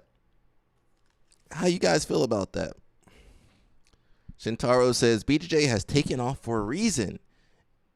In the podcast, they dig into the culture, the training, the real world factors behind its explosive rise. We might need to watch that. And what it means for the grappling scene. Curious why so many are making the switch. Catch the full episode. Dr. Rahadi Ferguson says BJJ is not more popular than judo in America. In America. He should have put it in America. I don't think we can argue that in America. Now, globally, says in America and Brazil, jiu-jitsu is way more popular. The rest of the world, maybe not. It's contextual, markets, stuff like that. Someone says it's called a market, not an echo chamber. Dr. Rahadi gonna argue for judo. Judo is popular everywhere else but here. Judo is doing it right. Except for here. I don't know why. I'm not in those other countries, I mean, sports are more subsidized. In those other countries, jiu-jitsu is it's still the most expensive. Yeah, I'm not sure. I don't know what. Can somebody tell me why it's different overseas than over here? It just, I don't know. I don't have the answers for that one. Someone says a lot of guys above a certain age don't want to be thrown on the mats as much. If you're a beginner and your body isn't conditioned, after a certain age, it'll have an impact on your body. Judo is the best, but it's tough on the body. Realistically, starting judo late in life is very hard. Even getting back into it in my late 20s, after years growing up, I am so much less explosive. Judo is like rugby and BJJ is like American football. Judo is not for everyone, yet still second most popular sports worldwide. As an older guy who grapples a couple times a week, I can tell you that a lot of jiu-jitsu academies don't push competition unless you want it. People with more income and responsibilities, kids and work, use this time to decompress and get a fun workout in. When and if they compete, we want to give it more priority, but our work and family always comes first. I applaud those folks who can do both, but for most, that ain't happening. If an adult judo school was to have the same vibe as a climbing gym, CrossFit, and jiu-jitsu gym, say no-gi judo, adding in yoga or strength training, with a service-oriented mindset, that's not what you're not getting that in judo. You'd see bigger numbers. Competition is great for kids to prepare them for adulthood. Someone says, I came from a judo background. I stopped because of the rules. I can do much more in BJJ. I can also wear what I want and not have to stick to rigid formalities. Maybe Americans don't like, they don't like their structure as much as the other countries. I'm not sure. Mush says, Americans are soft and don't want structure. That sounds about right. I mean, they don't want to warm up either. Also, we can look at sports like a hobby after a certain age. In other countries, combat sports are started much earlier. I don't think I'm saying it. Am I doing it? My name is Thiago Stefanucci. I'm here today for a great Lachlan Giles for his fourth degree on his black belt. Remember when he got this belt? It wasn't so short. In terms of this, yeah, awesome. Thank you. Yeah. I remember I started jiu-jitsu at like 14 years old, so I was always young. In my mind, I was still a young person. I remember fighting in a competition against someone, and I remember seeing that they had grey hair, and I was like, this is going to be so easy. And I won it very easily as well. It was an easy match, and then here we are. I'm now the old man. I don't think I'm saying it. Am I doing it? This guy sounds exactly like Bernardo. My name is Thiago Stefanucci. I'm here today for a great Lachlan Giles for his fourth degree on his black belt. Remember, fourth degree. I don't have any degrees. I'm a 0 degree. 0 degree black belt. First thing we want to make sure we do is we vacuum up all the dust and hair. Don't use a broom. It just pushes it into the air and falls back on your mats. Also, don't use any mechanical scrubbers or vacuums of that nature. We want to use something with just suction power.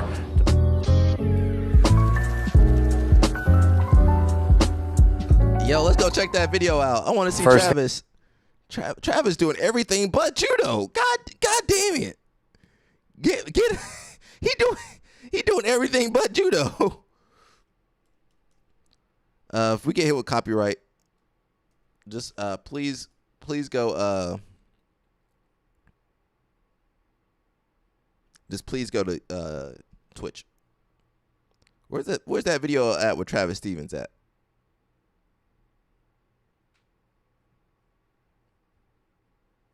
I thought that was Ryan Ford for a second.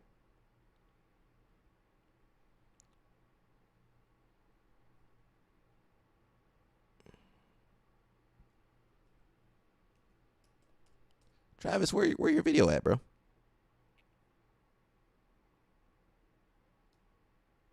Oh, Fuji Matco.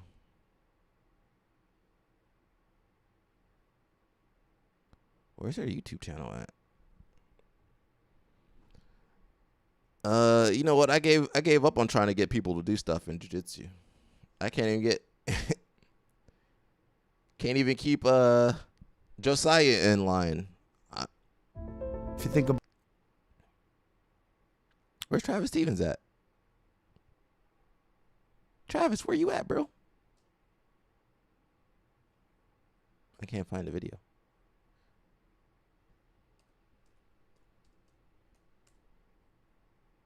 Where's the video at?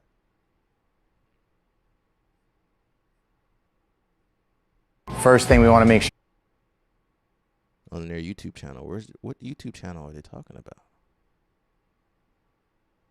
Fuji mats or judo silencer? I want to see how Travis cleans his mats up.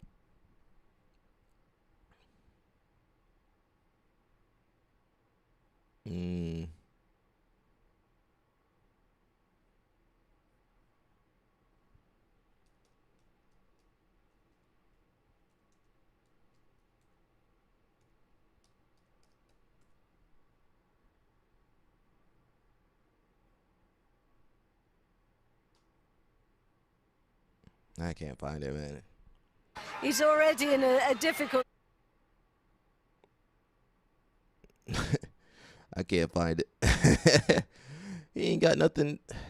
Where's your I'm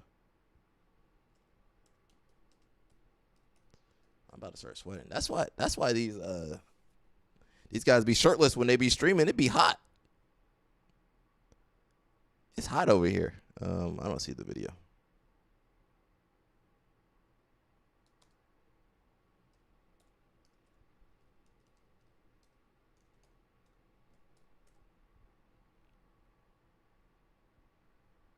Yeah, I can't find it.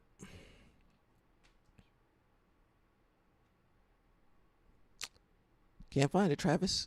Where's your YouTube channel at? Can't see it on YouTube. There we go. It ain't on YouTube.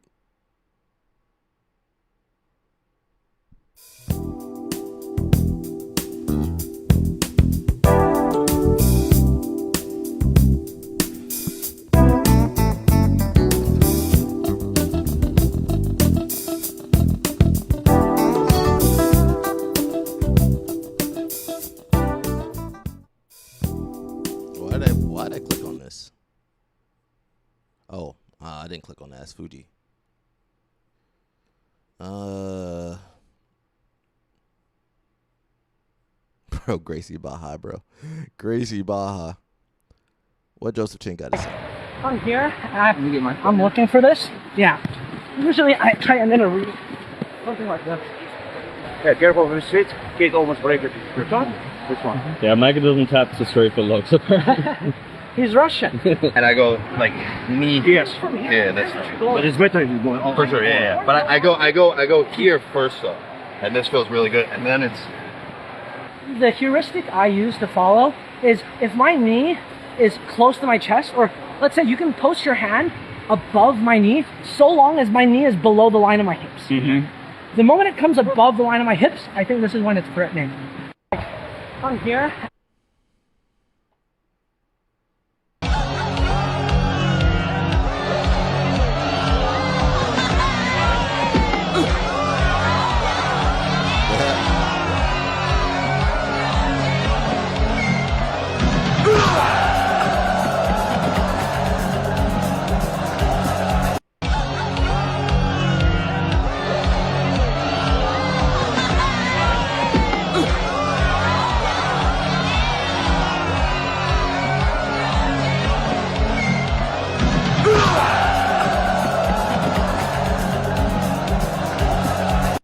This is how UFC casuals expected Tom Aspinall to fight after getting both eyes jammed by Cyril Gahn.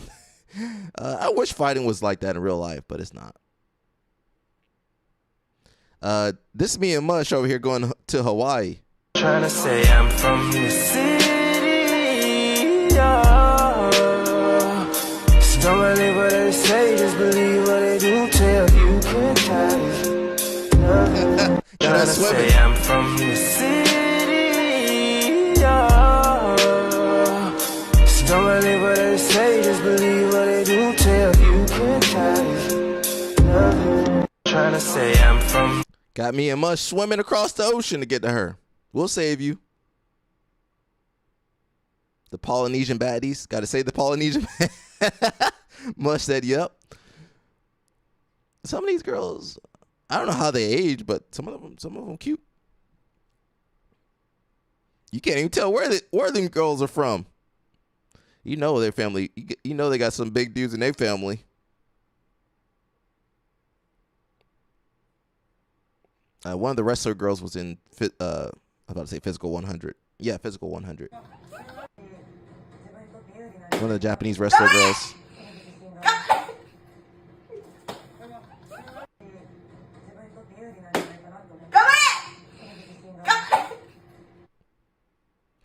What Muggsy got to say?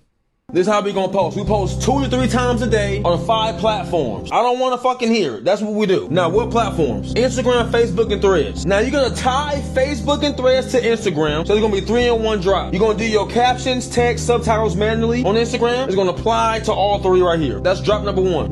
Pretty much drop number 2 on the 4th platform is TikTok. You're gonna manually do the subtitles and text again on TikTok. Copy and paste the caption over from Instagram, TikTok. Now you got the TikTok drop. When you drop on TikTok, that version downloads to your phone. Text, subtitles complete. You get that version, drop it over here. YouTube Shorts is already halfway done. The captions are only 100 characters on YouTube Shorts, so do them manually, make it short and simple, okay? Last part is, these all apply to one. This is all one. So on Instagram, after you drop the video, you like it, comment, save it, share it to your story. TikTok, like, comment, save. YouTube, or I tapped up here. YouTube, like, comment, share. Done. Bro, that is how you accelerate a brand right there.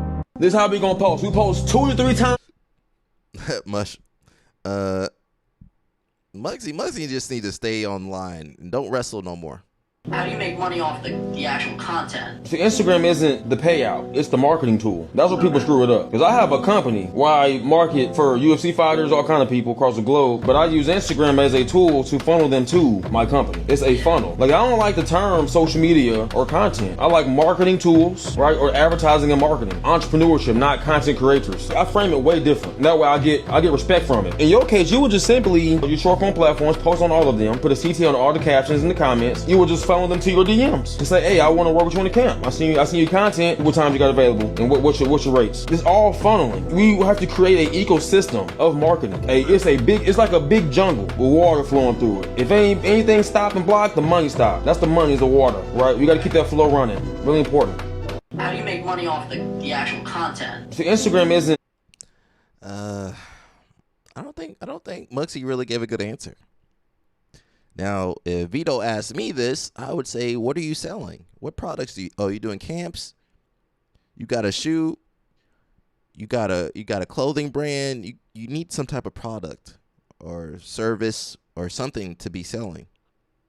Could be a course, wrestling course, could be instructional, whatever.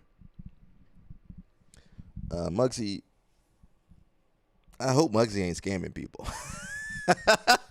I pray to God he ain't scamming people. We're making all the brothers look bad out here. I mean, he for sure making us look bad on the wrestling mat. But don't make us look bad in business too, Muggsy. Come on, Muggsy. Don't be scamming these guys out of their money. Yeah, I don't know. What does Muggsy know? What does he know? That's a question to you guys. What does Muggsy know? I mean, you go to YouTube, you can find all that information out. Ooh. Oh! We never saw this, but I like it. Hey, yo! How's my man out there? My man dancing on Strachey. Yo! Ooh. Oh! My man was dancing. Hey, yo!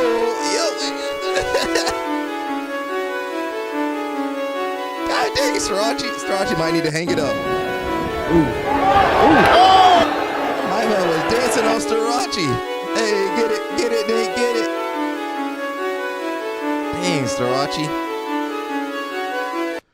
I mean, Strachey made a lot of money. He might need to just go chill and stay out of trouble. My coach was a big influence on me, became a father figure to me, and whatever that guy did, I was gonna do. If Frangio was into baking pizzas, I was going to be a pizza baker. If that dude was doing MMA, I would have done MMA. If that dude was doing boxing, I would have done boxing. If he was running an underground crime scene, crime syndicate, I would be a part of that. But he did jiu-jitsu and jiu-jitsu tournaments on the weekends. So that's what I did. And I just wanted to be like him so much. Like I've said this so many times, but I knew within a week that I just wanted to be him. So I dedicated myself to jiu-jitsu within the first week. It took me about 7 years to get black belt. I got black belt at age 22. I'm 39 today, so I'm a 4th degree black belt. I've been black belt 15 years. My coach was a big influence. Nah, he didn't tell you to do them drugs though. He for sure didn't tell you. I ain't too nice to. I do like Frangia. Shout out to Paragon. But yeah, I mean, Jeff Glover is crazy. He did a lot of stuff. We for sure saw him get slammed at ADCC and some other tournaments. Frangia didn't tell him to do no drugs though. Yeah, it is what it is though. He only 39. He doing too much for 39 years old. Okay, I have a hot take. Okay, I'm ready. Let's go. Oh my God. Okay. It really comes down to the fact of like, I don't understand how people can get their black belt and not train jiu-jitsu. I don't understand how you can get your black belt and not put in the time and the sweat and not roll with everyone. Are you like specifically talking about there's a couple people, but I'm just saying, I don't understand that. I'm like, who? I'm like, yeah, no, I don't want to get into deets, but I'm just being honest. Like, how can you physically think or mentally think like, oh, I don't really train with these people, but I've been training for 10 years. I teach jiu-jitsu, but I don't train. Got you. So how can you think that you teach Oh, that's jiu-jitsu? interesting. So it's not a time thing. Are you saying that they train at all or not at all? They did train a little bit in the beginning, right? And then they kind of train once a week, like and an now they open coach. mat. But then they just coach during the week, and they don't actively train. That's to a good piggyback off of that, I think if you are a coach in jiu-jitsu, you need to be training. You know, like you can't just, you can't just watch instructionals and go tell people about it. Right. Yeah. And I think like it's important that like it's like the people that I've always idolized growing up, like whether it be my strength and conditioning coach or good coaches, they're always looking at like how their niche is evolving, right? Yeah. And jiu-jitsu is always evolving. So you can't even like rely on like, oh, I've been training for 10 years and now I'm just, you know, I don't train anymore. I only coach, you know, obviously if there's like injuries or something like that might play a different role. But I think continuing your education, like most employees have to do that to some regard, right? That's they have to true. get certs or like continuing education. I think jiu-jitsu, like we have to think of it as the same thing. Yeah. Can you continue your education without physically doing it? Like, can you watch and continue your education? It's really hard, I think, to be, and maybe to Paige's point, like how do you get promoted in something when you're not actively doing it? And it's such a hands-on thing that, again, I think if you are physically unable, like injury, you know, terrible injuries are holding you back, that's one thing. But if you are a pretty able-bodied person and you're just like not pursuing those like hard rounds, not pursuing those like people who are going to push you, then ultimately then it trickles down to affecting your students, I think. It does. Yeah. That might be pretty good. Yeah, they got some good points out there. They got some good points. This is the girl that's on Physical 100, Asia.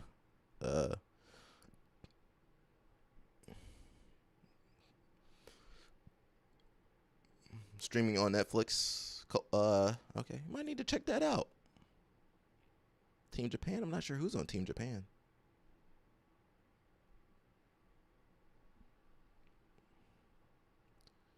Whew. Anything else I really care to see? A little bit. Let's. It's not going to take it easy on me. I want to feel the pressure of a real darts, okay? Thiago Sa is about to break down his match against Bang Tao. I was aiming to be like foot and head and his neck. I was running short in time. But I think if I have a little bit of more time, I would get it. Yeah. Okay, let's break down the finish. And he's not going to take it easy on me. I want to feel the pressure. Of a real She wants to feel your pressure. All right. So, yeah, basically, we was on the knee shield. At one point, I really decided to go to the head, so I was kind of blocking the shoulder, applying a lot of pressure here, and then very quick, I did a very explosive movement with my hip. Diving deep with my left arm. So basically, I was applying pressure, Let me he stop. was I'm about to say defending, and something, then Alex. I just I'll be break, respectful, Alex. diving deep on the head. I was able to kind of lock it here, but when I need to switch to get his hip control, He started to do a hip escape. I tried to get it, but I couldn't. But here actually it's already on. So I felt that the time finished, but I could squeeze. But mainly I want to get the hip control. If I can get the hip control now. Yeah, that basically was this one. Breaking it down, Thiago saw it. Thank you so much. Yeah, thank you. What's up, Alex? We see you, girl. We see you over there. You keep doing what you're doing.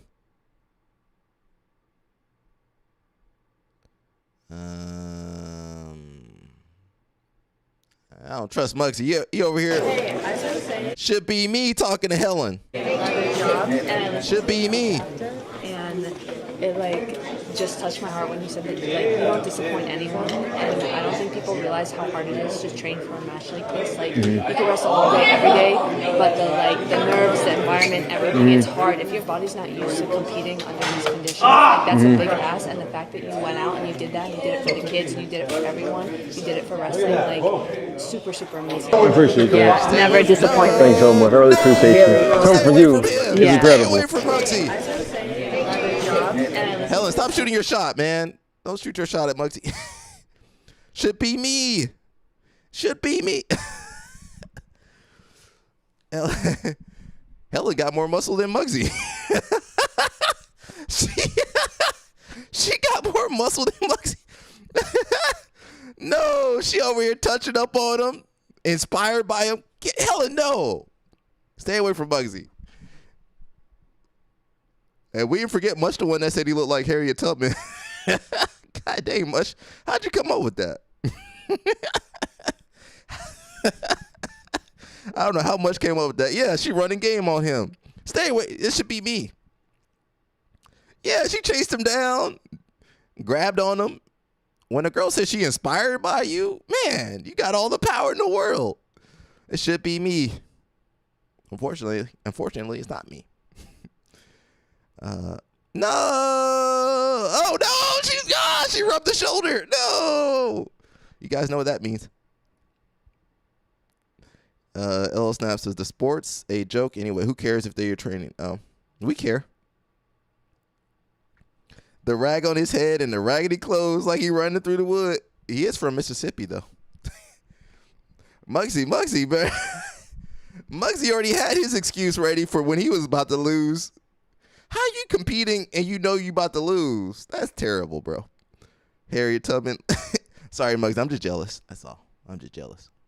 You got Helen rubbing up on your shoulder. That should be my shoulder. Take your sunglasses off when you're looking at Helen. I didn't realize she was that muscular, though. Muggsy looks skinny right there. Muggsy looks skinny right there. Helen built.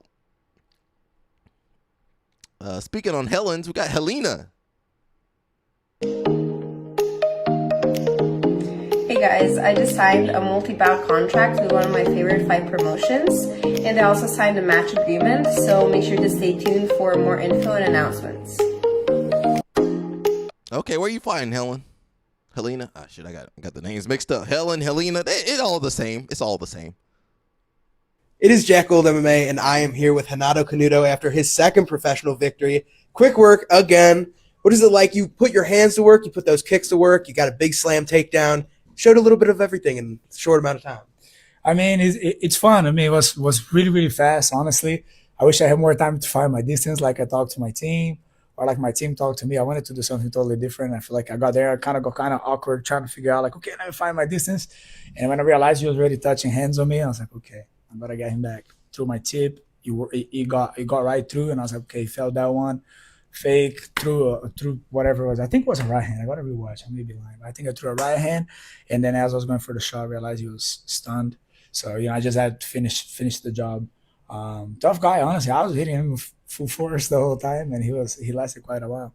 You hit him with, could be your new special, but reminiscence of Khalil Roundtree had him on the ground, and you just said, give me that body. When did you start attacking the body with your legs on opponents on the ground? You don't see that very often. Honestly, the last fight I did the same thing, and the only reason why I did it is because the guy was hiding so much his head, he didn't want to get hit on the head, with this guy, it's kind of similar, but he was trying to get up, but I was fighting his face. No, don't say that. So because I was fighting his face, no, don't say he that. kept, getting stunned again. Don't he tried say to that. get up and he got stunned again. So when he finally hit his head, I knew exactly where to go. So I'm not wasting time. I'm just gonna kick him in the ribs like I did with the last guy and be like, "Come on, brother, you want it? Get it." Boom. I was basically that. After kicks like that and you're already hurt, you don't really want to get up and need more punches. I don't think so. No, that's awesome. And it seems like right now the Canudos are taking over combat sports. You're taking over grappling. You're taking over MMA. You're taking over Las Vegas. What is next for you? Honestly, right now, I am trying to figure out if I'm doing the next UFC BJJ or not. I have to go back right now. And, I only plan to win. So then when things don't go right, sometimes, it throw you off. So I won. Things are well. I should be able to do the next UFC BJJ. But I'm going to go back right now and figure out really what is next. But if I can, I want to be back in Tough Enough for sure around February, March, whenever they have the next card. I want to get another 2 fights before the middle of next year, 2-3 fights if I can, honestly. And just build the experience and hopefully, make to the Contenders Cup of next year even. Awesome. Well, thank you, Mr. Canuto. Good luck with everything. It is Jack. Come on, guys.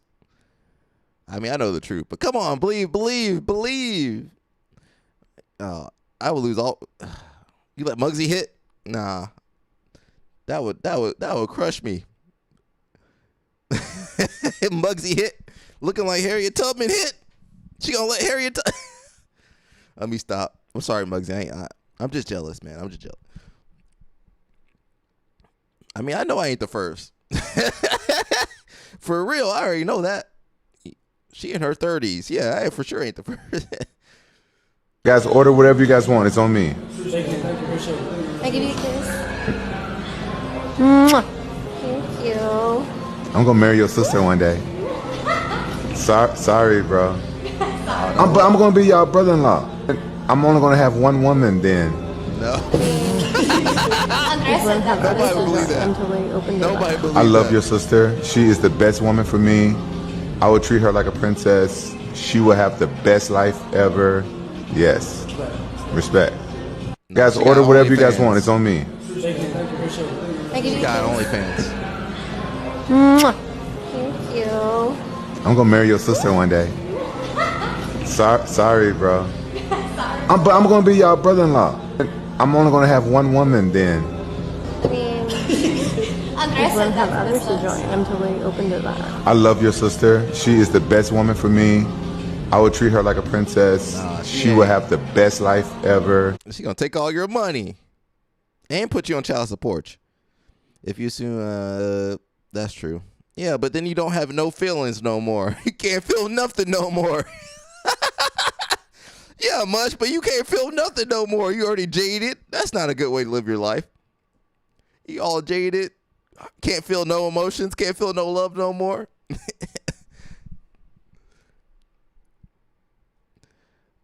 White Belt Wednesday, we kind of stopped doing all that.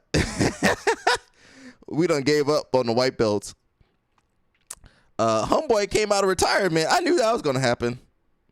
I knew Homeboy was going to come out of retirement. It's expensive here in America. You got to fight. You got to make some money somehow. Mush.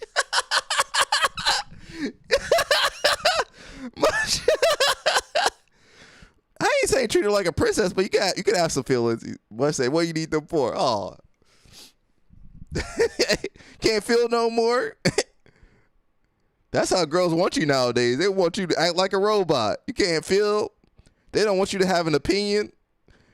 They don't want you questioning them. They don't want you feeling jealous.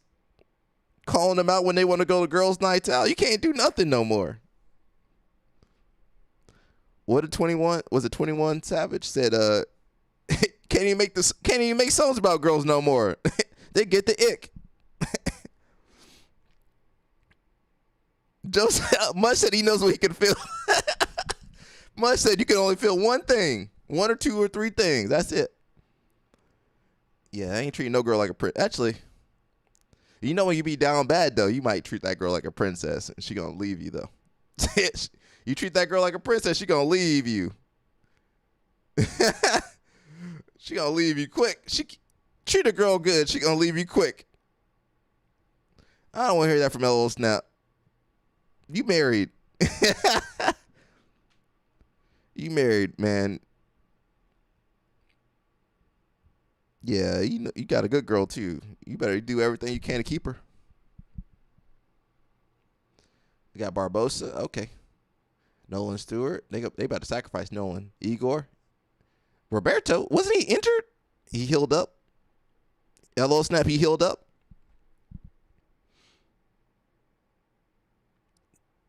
And you know what? He was with Amber Heard. He done had his well, he definitely he's a rapper, so that's all you got to deal with.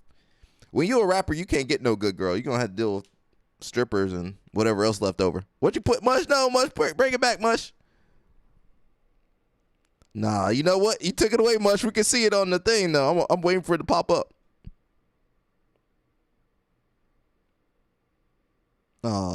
That's true, Mush. Why'd you erase that, Mush? Oh, kids and children. Keep it up, Mush. Who said that? Chris Rock? LL Snap says he's married, but he runs the house. Okay. Yeah, but let your wife get upset. Women only love children and animals. Yeah, that's true. That is true. I mean, yeah. It's sad, but you know, at a certain point, you're like, okay, I understand it. Winston Torres. I don't know who that is. Might be the new kids coming up. I've heard of Merlin. Mateus Rodriguez. What happened to him? His hair about to go away. All them vitamins. Yeah, his hair looking thin. You know, I be looking at people's hairline in jiu-jitsu. You gotta check out their hairline. It's looking a little thin up there, bro. Better stop using.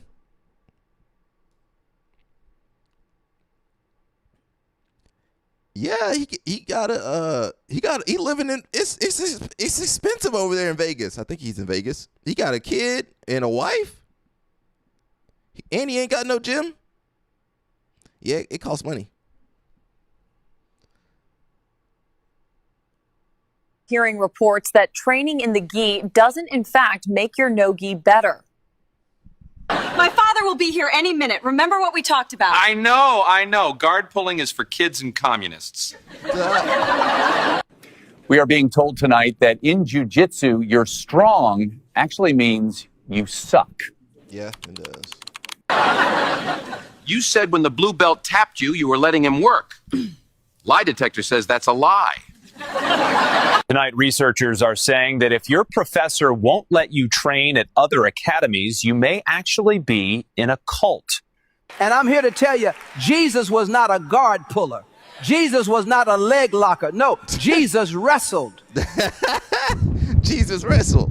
Nah, I don't know if he did that. We are hearing from the locals that nobody cares if it was actually more of a crank. Your professor told you there is no losing. You win or you learn. Lie detector says that's a lie.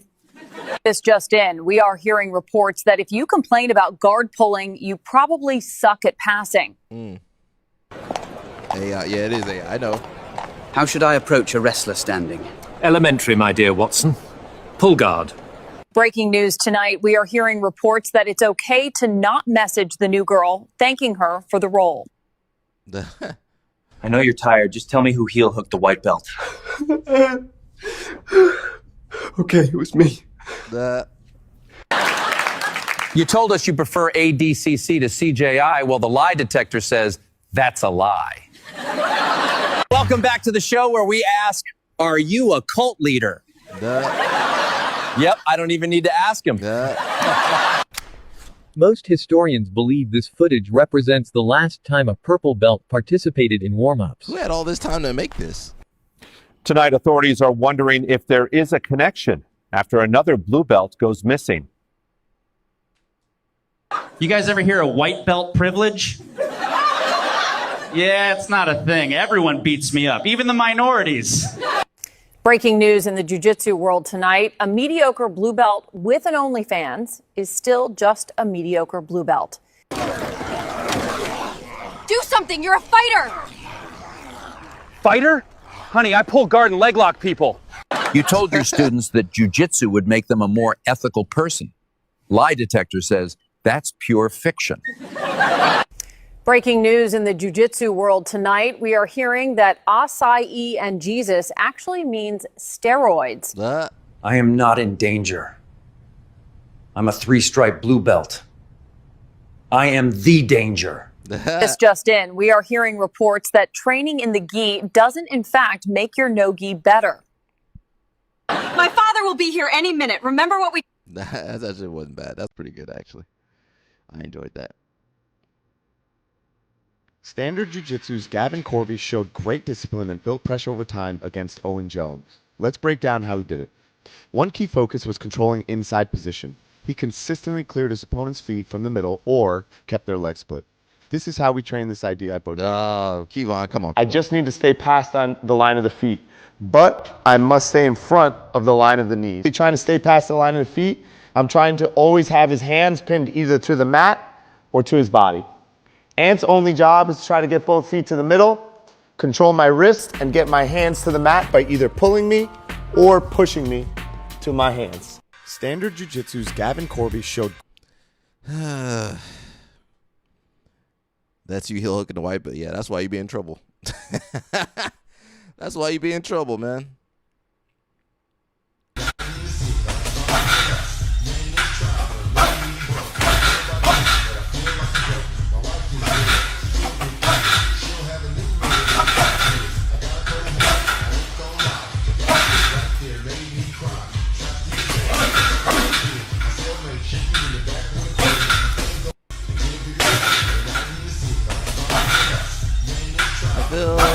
I feel like he's a little too tense. Is that me? He's a little too tense in the upper body. You know, when you watch Floyd throw, it's like more relaxed.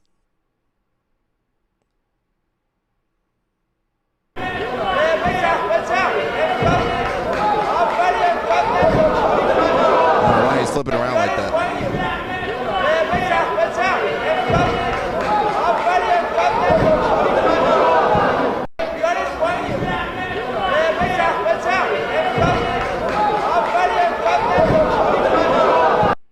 I don't know why he's rolling like that. Well, the key to wrestling is the ability to explode. The way I figured, if you can explode your way out of underneath a piece of wet carpet, you can beat any 12-year-old in the county. Well, the key to wrestling is the ability to explode. The way I figured, if you can explode your way out of underneath a piece of wet carpet, you can beat any 12-year-old in the county. That might be true. I don't know.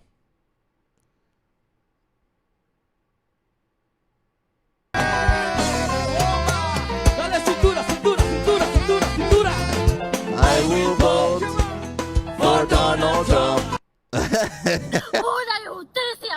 Oh no. It's been happening frequently at the 333 Miami Avenue Federal Court building.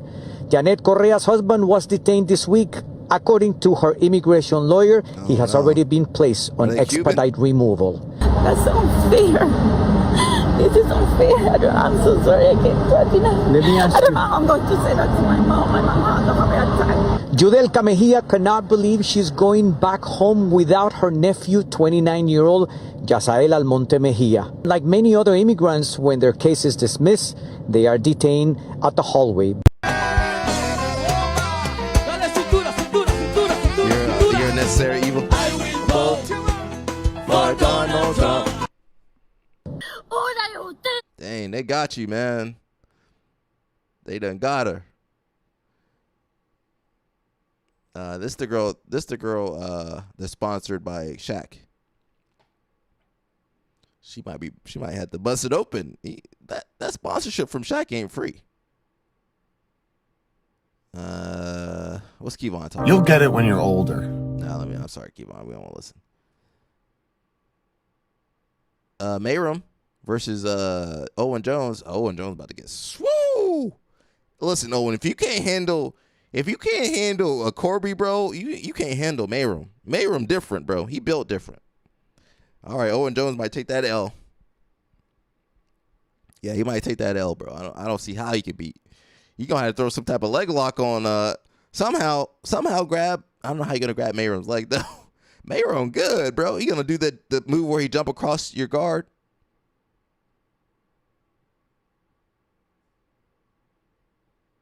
See, I told you she's sponsored by Shaq.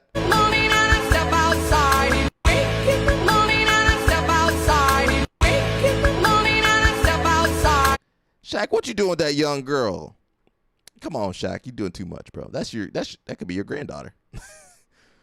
She in her 20s? No, that could be his daughter, not his granddaughter. No, she's not in her 20s. Okay, that's still weird. That's still weird.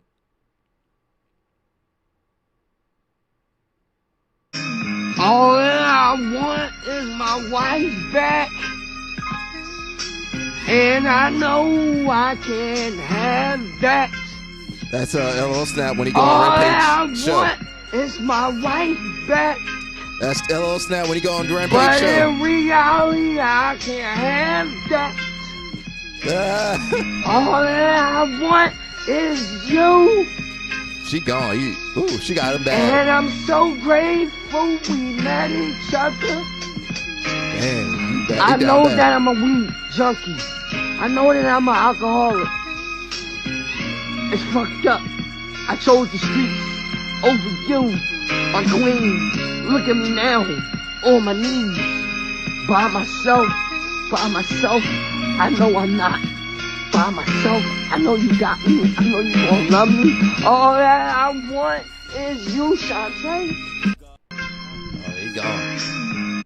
That's why Mush said don't fall in love. Mush, who hurt you, Mush? Who hurt you? That's what them girls love to hit you with that line. Who hurt you? Them girls can't wait to throw that line out. They got a couple other lines we won't use on here. Who hurt you? That's what them girls love to say. They got them pre-programmed in there. Mush said he too old. He too old to be feeling. Yeah, he too old for all that. Dang, Shantae. Was her name Shantae? She done had him. Yeah, I don't think no girl gonna get me down bad. Had me crying on the live stream. Have Josiah, what's that? Consoling me. I didn't say bust. I said, well, that's what Shaq said, not me. I said she too young. That's what I said. Bust it wide open. She got to get that Mitsubishi. How's she gonna get that Mitsubishi fixed? She got to get that Mitsubishi fixed. Hey guys, I just got off the Today Show and it was just super crazy and amazing. I'm still here in New York, but let me know if you guys seen this segment with Shaq and let me know if you guys how I feel about it. I feel like I kind of did well. I don't know. I was trying to just be chill, but it's just I don't know. But yeah, I love you guys so much and I did a vlog, so be ready to see that vlog soon. Love you guys. Hey guys, she might have to bust it open. I'm sorry. She might have to bust it open. She got to bust it open. They use the same lines like they hot, yeah. Castro is what I would tell her. What do you mean, Castro? She gonna have to bust it open. I'm sorry. Shaq said that Mitsubishi ain't free. I'm fighting locally. My name's, getting around. So I'm dying to get into the big shows now, I did it the right way, though. I didn't just jump right in. I did some local stuff, fought some tough guys. I feel real comfortable now. After what Hensel puts me through, man, anything's a welcome change. He kills me, man.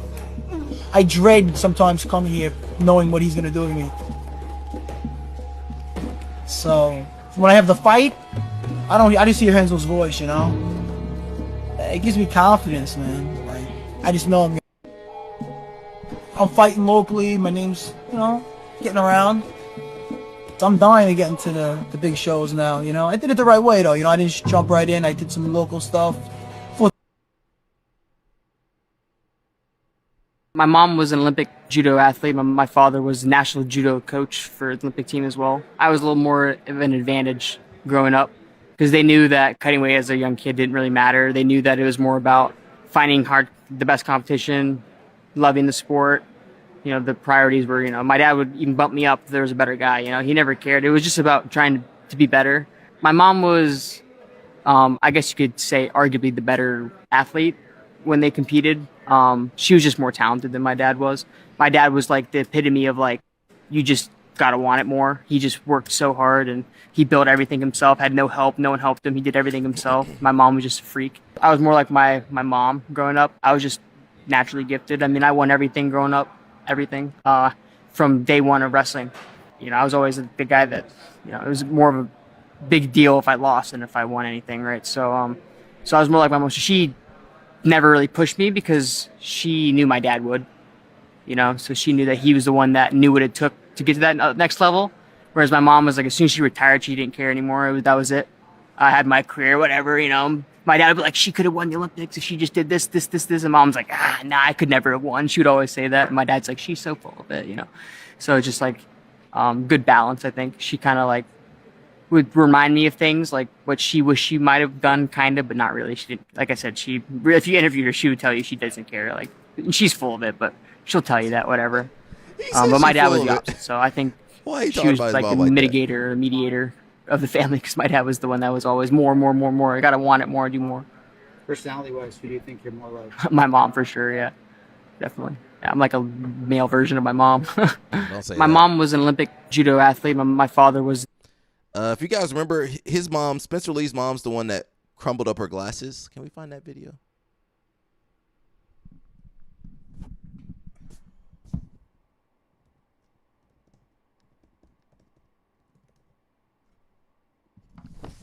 I don't know if you guys remember the match. It's like a famous clip of the mom. Why is it showing that? Here we go. That's it.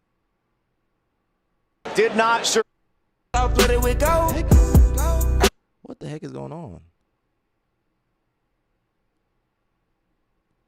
Spencer Lee's mom, Kathy, an alternate for the U.S. Olympic judo team, and her glasses did not survive that match. Oh, and that's unfortunate. That's unfortunate to see, but this is what happens here, Jim. There's so much at stake here. Oh, the parents are just as those prescription glasses. What's her win and loss record? I don't know. Family. Who? Spencer Lee's mom? Oh, Miracle. Not Miracle. Cooking with Kaya, a creator with over 2 million followers. We ain't talking about that girl. I don't know what Miracle. I don't know what her. I don't want to look her up too much. We give her some. Josiah already turned on a little bit. We got to calm down. I need to marry. I mean, like the mom. Little Snaps says my mom was scared that any coach was. She was scarier than any coach. Oh, okay. I don't want to be. Well, I don't want to be scared by her either, though. Have me and the kids scared and the dog scared. That ain't no way to live. Have everybody in the house scared.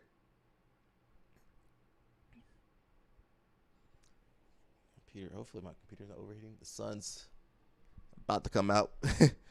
How much time we got? Yeah, I don't want to be scared though. Have me scared in my own house.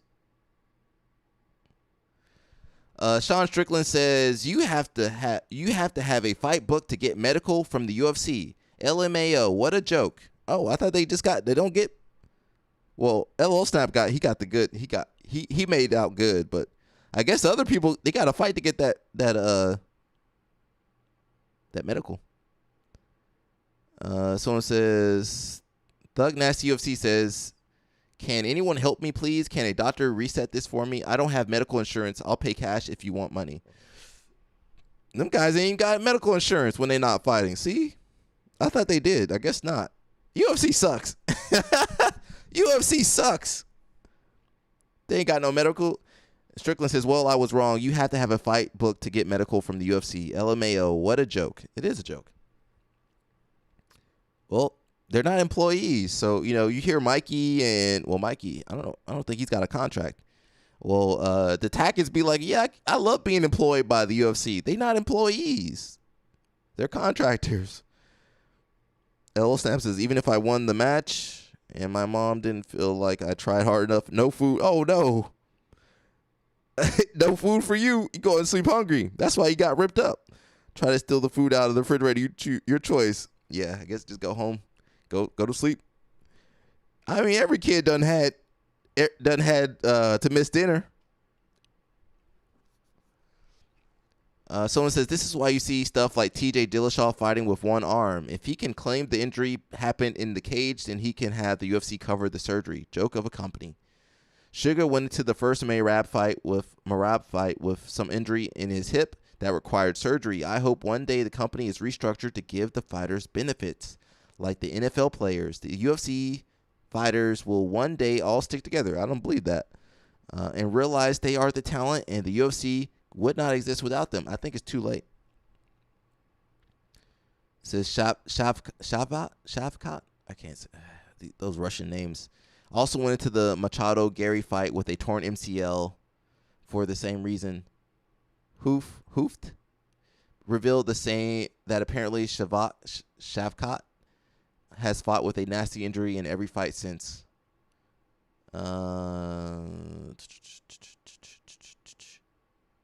Someone says, I once too held hope for a class consciousness and unionization amongst the fighters. I have since given up hope. With attitude towards the work culture of the younger generation, standing up more for their rights in the workplace and not folding, UFC fighters ain't going to do that. Under management pressure, sticking to the book, I have hope, brother. Someone says, if we're talking about the U.S. in general, I have hope for a change towards universal health care and increased worker protections. Not in UFC. Dana White and the guy who's Obama's chief of staff's brother, Emmanuel, have both curated the culture of the UFC to be more right-wing because it benefits them economically.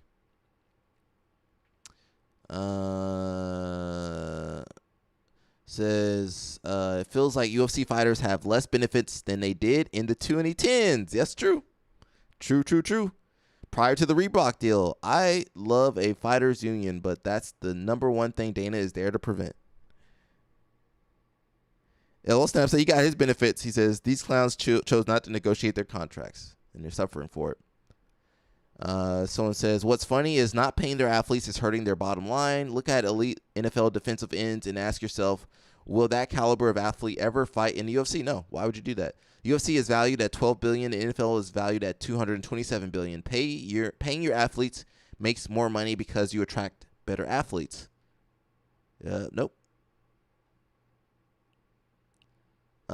Says you just put in perspective the possibility of why some of these guys do not disclose their injuries, pull out, or refuse a fight offer despite not being 100%. Oh, so they're going into the fights not 100% for the healthcare or the surgery or whatever.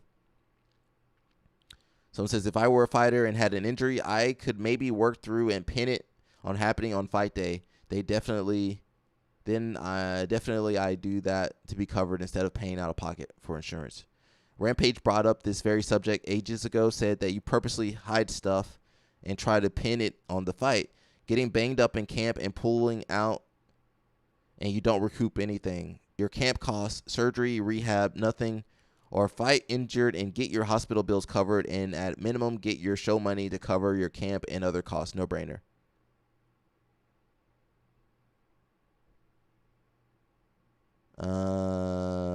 That's pretty bad, yeah. I mean, these guys, they can't wait to get into the UFC, and then they just get abused and used up. Not much we can say about that. Someone says, even if you have full health insurance, they do whatever they can to deny your claim. I once got my claim denied because the emergency room wasn't in network, and out of network only counts if it's an emergency. And they kept fighting, saying I didn't have an emergency. Meanwhile, I was extremely sick, couldn't eat or drink anything for days without vomiting, and felt like I was dying, so went to the emergency room. Seems like you need to have bullet wounds to count. It depends on what the bullet wounds are as an emergency. And I was paying $480 a month for my health insurance. That's probably going up. UFC could provide insurance to fighters by collaborating with the insurance provider, where half is paid by UFC and other half is of the premium paid by the fighters. They're not going to do that. Well, that's how it goes. We got a little bit of time. Let's see what Aspinall's up to. If the stream gets shut down, please go to Twitch, okay?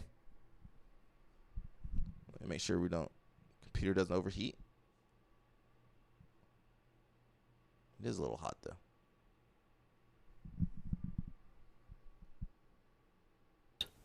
That my kid's got a job that he likes and he wants to do it, and he's been fouled in a contest. The guy who fouled him, no consequence to him, and now there's a consequence to Tom. And hopefully it'll be all right, but it might not be. The phenomenon that is Tom Aspinall. First up, he needs full Andy. The last time we saw Tom and yourself was Sunday morning in the hospital. Tom said to me that he needs more tests. What has happened since then? It's now Tuesday and we're sat at yours. Obviously, Tom's at home resting. What happened yesterday? We got an appointment yesterday morning with a friend of ours who is one of the doctors from the UFC, and he got us a private appointment at Cheadle Hospital to see an eye specialist yesterday. He kind of basically did the same as the guy that we saw over there, said it's bad, it's not good, but his eye is a little bit more closed than it was. His right eye he still can't see anything. He said it's just grey. And they tested him on words and he just couldn't see anything. His left eye, 50%, he went down about 4 letters and then couldn't see the letters. So one's really, really blurry and one's still not working. And you explained as well about, obviously, when someone pokes the eye, how the impact that it can have. Just explain that to people listening. The guy described it yesterday. Your eye socket is like this and your eyeball is like this. And you can poke straight in the eyeball and it compresses it, and it's like a ball that you flatten on the floor. And when it comes back, it springs back sometimes and can damage things. And you think that's what happened. Nothing's torn behind the eye. Everything's all right. And he said it was really bad how it looks. And he said you can't train your eyeball to be stronger. It is what it is. You've protection here and here, but he obviously got no protection because the fingers were straight in. The fight should have been stopped. He couldn't see. It was a foul. He couldn't see. Then you can't fight. You know, if he'd have got knocked out with a head kick next, then it would have been worse. I don't know. And then he said, sometimes when your eyes here like that, it can become displaced and stay there. And they did a few tests on that and they said it doesn't seem like that. And his vision on the eye that's the best eye, his eye wasn't following properly, so the muscles weren't working strong enough to go this way. This one just wasn't working that good at all. So we've got to have additional tests further this week, and Moyes is sorting the tests out for us, and he's got to have a CT scan, see if the bone's all right, but they think the bones are all right. It's terrifying, really, isn't it? For me, everything's about his health. It's not about fighting, that's just what he chose to do as a job. And one of the consequences is you can get hurt, but it's a bad consequence if you lose your sight, and especially by a foul. And the guy who committed that, and I'm not getting at Cyril Gane in any way, it happens a lot in MMA. If you commit a foul with an eye poke, the referee just says, don't do it. Nobody's ever lost a fight because of an eye poke. And I'm not saying somebody should win or lose, it doesn't, but the safety of the thing is paramount. And I'm fed up of saying, if it was somebody else's son, they would say what I say. If your son's fighting, you want him to be as safe as you can. And he got poked in the eye and it's bad, and he could have lost his sight. Still not got his sight in one eye, so we don't know. We're still waiting on. We're waiting. Time is a healer, hopefully. And you know Tom better than anyone else. How's he been from just what you can pick up? He's just in a foul mood. He's not in a happy place. He's not making his home life that happy because he's mad, sad, upset, whatever, that we've spent, you know, he's had 3 or 4 years now with taking a fight in the night, taking a fight on short notice, being a backup fighter, sitting around waiting for John Jones, and then we get a fight, but it's been 15 months, so he's had 3 minutes fight time in however long it's been, and he's just mad that we trained long and hard and lots of cardio to try and do a longer fight, because everybody says Tom can't do that. Well, we'll show that you can do that. And even the week of the fight, Go out there, take your time. It was said on that video that you did 5 times. Take your time, enjoy it, have a look, see what you think. We know your fitness is absolutely spot on. See how it goes. And he's mad that he didn't get to show what we think he can do. How are you feeling? I'm feeling all right. I'm just that he's like that, because I only do it to be with him and enjoy it with him. And we had the best. We had a great week. You know, we sorted out the best place we've ever stayed at, the best people at the place we stayed at. Everything went all right in the week. It didn't, because you told me that some reporters think that because I think that he should box because it's more money, that affected him in the fight. I've never heard as much shit as people saying what I say affects Tom in a fight. I say loads of things to loads of people. People who are around me all the time know that. Boxers are around me all the time. It's just because of the money. And it's the back to, if your son was a fighter, would you sooner him fight for a ton of money or not a ton of money? It's a no-brainer, but people still have a narrative of what a fight is. Tom goes and fights and spars every week for most of his life. He never bothers who he fights, when he fights, where he fights. He never gives up in sparring. He's lost one fight where he gave up to a heel hook 10 years ago maybe. And after the fight, he went to the hospital and he had kidney stones and he stayed in for a few nights. And the reason he gave up was he was tired or the heel hook hurt him, but whatever. But he never gives up. He's never even spoke about that because he doesn't want that to be a thing. He doesn't tell anybody that, but that's by the by. But it's not in his personality, is it? But it was good for him to lose because he'd not lost. Yeah. So he loses the fight, and so what? It's just a fight, it's a sport. Team wins and a team loses, and that's what happens. So there was no problem with that. No animosity, no. It doesn't matter. And then he got disqualified in a fight, and then he got injured in a fight. And then this one, if you can't see in a fight, it's too dangerous to fight. And you see the socials, I don't give a shit what people say or do. It doesn't bother me. They've got opinions and they think they're right, or they've got opinions and they want some attention coming to themselves, or they've got opinions and they want to make a video to make some money. Let them do that if they want to do that. I'm not bothered about any of that. I'm just bothered that my kid's got a job that he likes and he wants to do it, and he's been fouled in a contest. The guy who fouled him, no consequence to him, and now there's a consequence to Tom. And hopefully it'll be all right, but it might not be. People forget as well that he's got a wife, 3 kids, and This is just a job that he's doing for this period in time. Yeah. And he'll do another job. But if he'd carried on in that fight and say with one eye... But he couldn't carry on because he couldn't see. Exactly, but Cyril Gann then goes and hits him. Yeah. And he knocks himself out. And then in 2 years, Tom Aspinall got knocked out by Cyril Gann. But he got hit in the eye first, and that doesn't get written in the record books. And I'm sure at that minute, he didn't give that that was the least... He just kept saying, I can't see, I can't see. So me and Stipe were in the corner, and James, and Stipe said, what are we doing? I said, I don't know. We've got 5 minutes, let's see. And then he said, what will happen? I said, I don't know, he'll get paid. And then I said, oh, I don't know if he does get paid. And it was a funny situation, you know, we were wondering what happened. And then we asked the referee, and the referee said it'll be a no contest. So I said, if he can't see, he can't fight. As simple as that. And I defy anybody, if they can't see, to go and have a fight. And I defy anybody. I'm a martial artist, and I'm small. Get a big martial artist and get 100 people in a room and say, I'll give you 10 strikes, your leg, I can kick you in your leg or kick you in your stomach, or I can poke you in your eye. And I'll tell you what, nobody will want a poke in the eye. Because if you've ever had a poke in the eye in a fight, it's not funny. And he couldn't see, back to that. If you can't see, you can't fight. If you can't see, you're going to get hurt. Alluding it's just a fight. To the consequences in 10 years' time if he then was to be knocked out and have brain Brilliant. damage. Everybody's forgot about it then. And 3 kids that won't have a life. Can't even think about it. No. And that's why you can't see, you can't fight. That's why the emotions were so high on Sunday morning when obviously we sat down. It was just... From our side, it was horrendous.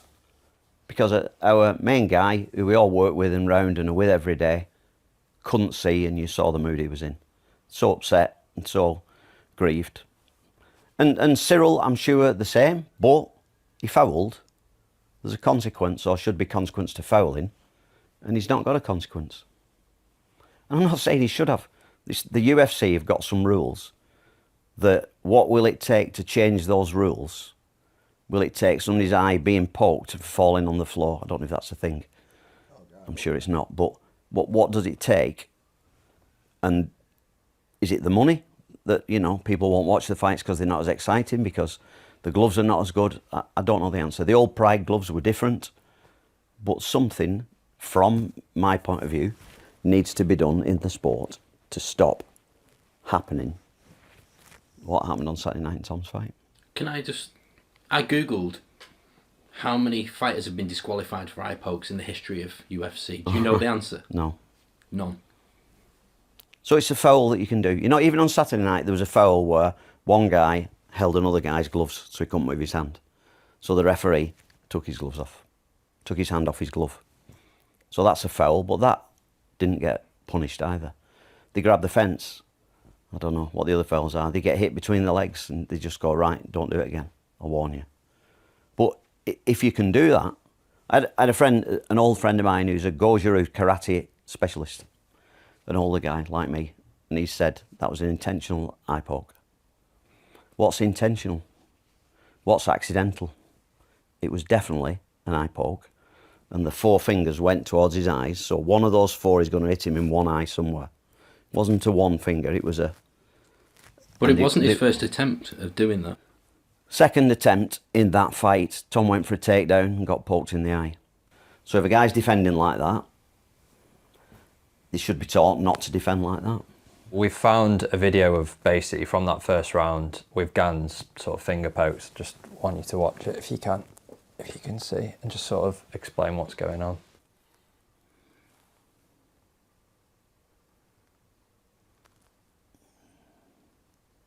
Two, 3, 4, 5.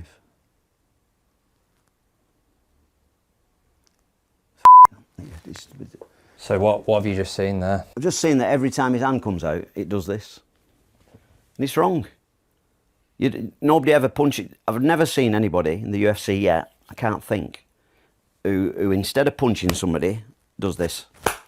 Never seen it. A slap. It's happened maybe. But so you should do this. So when your hand leaves your side, even if you're blocking, you should learn to block. I know you block like this in Thai boxing. I know, I've done it.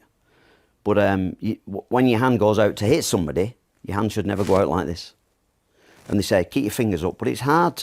People can't bend their fingers up like this. So, and you've got gloves on, stopping you bend your fingers up. So your fingers are going to go out like this. Your hand should go out like this. Just my opinion. I don't run the sport, but the sport, when is it going to change it?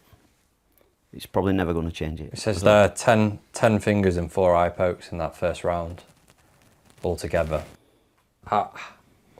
What do you do to prepare for that? What do you do going forward when Dana White says the words, he doesn't give a shit? What does it take to make an eye poke intentional, and is there even a way you could ever prove that? Who the knows? Who gives a shit? My thing is I go in the gym every day for 2 or 3 hours in the morning and coach fighters, and then I teach jiu-jitsu at night, and I love the sport. And then I go to the fights with Tom, and the process is great, and he has a fight, and that's the sport, and that's how he gets paid, and that's his job. And then after the fight, it goes down a bit, we have a few weeks off, and then we're back in the gym again and doing the same again, and I like that. And that's my thing that I've done with my son since he was 7 or 8 years old, and I enjoy it. The other stuff around it is just noise. And when other people come up and, you know, it's sometimes ex-fighters who, well, I got poked in the eye and I did this.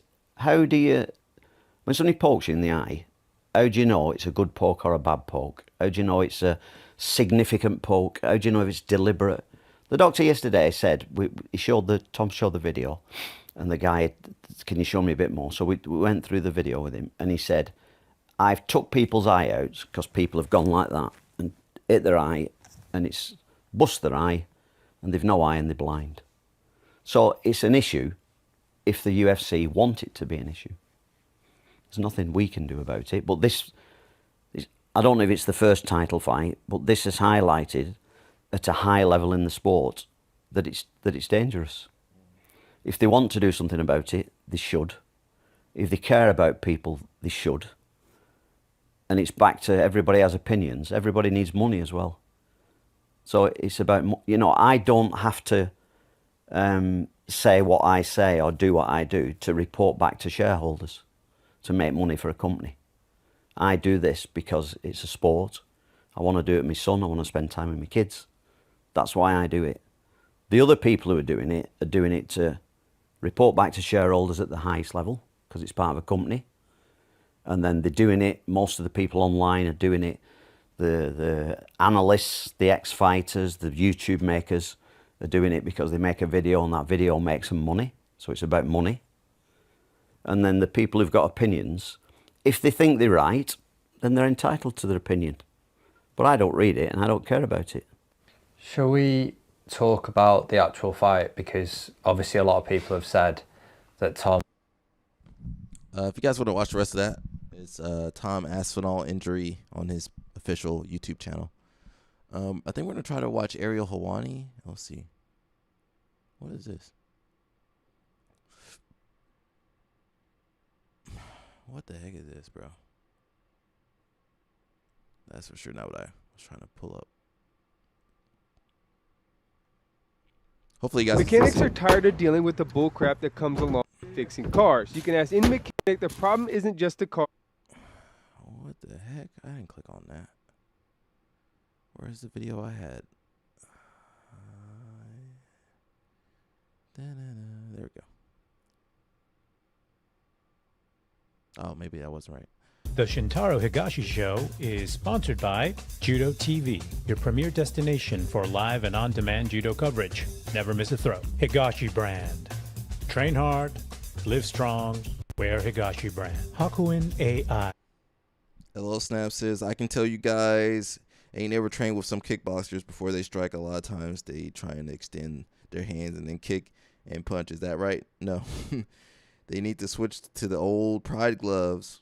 What's the difference in the gloves? But good luck getting an intact pair. I have mine. I will sell them. What was the difference in the glove? Oh, they were bigger, more padding. Hakuin AI helps you measure, predict, and solve customer Guys, what can we do for USA Judo, period? This is the thing that I've been talking about nonstop over the last couple of weeks, couple of episodes.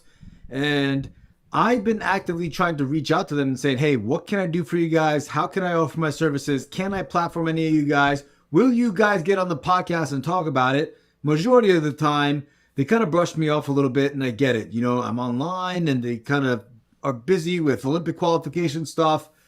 But I've been desperately trying to kind of give my hand to these people in order to help grow judo. But you know what? There is a issue with my approach, I thought, right? Like if I'm reaching out and saying, hey, can we platform some of the US Judo ideas, and can we put some board meeting clips on my YouTube channel, and can I raise funds for you guys, and et cetera, et cetera. It's a lot of work, right? For them to kind of even coordinate. And I'm sure they have 90 million other things that are prioritized. So my ask now for everyone who's listening, who want to help USA Judo, is to sign up for a USA Judo membership, period. The number one issue with USA Judo is underfunding, not enough members diminishing in terms of numbers. We can help that by growing that number, period. And my biggest gripe during the time post-COVID with Keith Bryant was that I asked him how the numbers are doing, and he said, the numbers are doing fantastic. We went from 7,000 to 11,000 in, whatever amount of time. But those numbers weren't exactly accurate, because pre-COVID, they were 11,000, whatever it was. And then it went down during COVID. And now they just rebounded to where they were before. that's not really a growth thing. They just rebounded back to where they were sort of default. And then I also heard that they were doing temporary memberships to just boost those numbers. So, you know what I mean? Not really. It's not really growing. But I recently had the chance of talking to Alex Bates, who is working on the high performance committee for USA Judo. And he goes, no, we actually have now 14,000 members. So they are trending in that right direction. Whether it's due to this temporary membership, whatever it is, I don't really know, but at least it's trending upwards. Pre-COVID numbers are here. COVID numbers are here. Now we're up here. So we're on the right track, and our junior athletes are doing phenomenal. And I was talking to Mac about this, who goes on these trips. He's like the Team USA doctor that comes on. He's a physical therapist, does a lot of the, physical stuff. I remember when I was competing, he would, put a cortisone shot in my shoulder or give me, a stretching exercise or tape my ankles or whatever it was. I was talking to him about it, and he's like, yo, we need more USA Judo members. And I stepped up and said, most of my dojo, 95% of my dojo aren't USA Judo members. And then he was like, how? Why? What are you doing? Whether USA Judo gives to you or offers you a certain service with that membership or not, you owe it to them because you got your career competing on that circuit. You got to travel the world doing judo. How dare you not push that? And, I was like, whoa, Mac, I do a lot for judo, and I got a little bit defensive, but he's absolutely right, And you might say, what do I get for that USA Judo membership? Some, ethereal thing that can't even be, touched. It's like this insurance thing, and, no one really gives a shit about that. You have to compete in, USA Judo sanctioned events and point tournaments. But I'm not a judo competitor. Yes, and yes. I agree with you 100%. And I agree that USA Judo could be doing more for the members, for the dojo owners. But before I ask them for things, I want to give. Right? I want to help grow judo. And I'm going to put my money where my mouth is. And I'm going to start really encouraging all my dojo members to sign up for a USA Judo membership. What's the ROI on that for these guys? That I don't really know, but you know what? It's my way of giving back, and I think you guys can give back too. And if it's $100 for the year, I'm not sure exactly how much it is, but if it's $100 a year and we grow the membership from 14,000 to 15,000, you get 1,000 new members.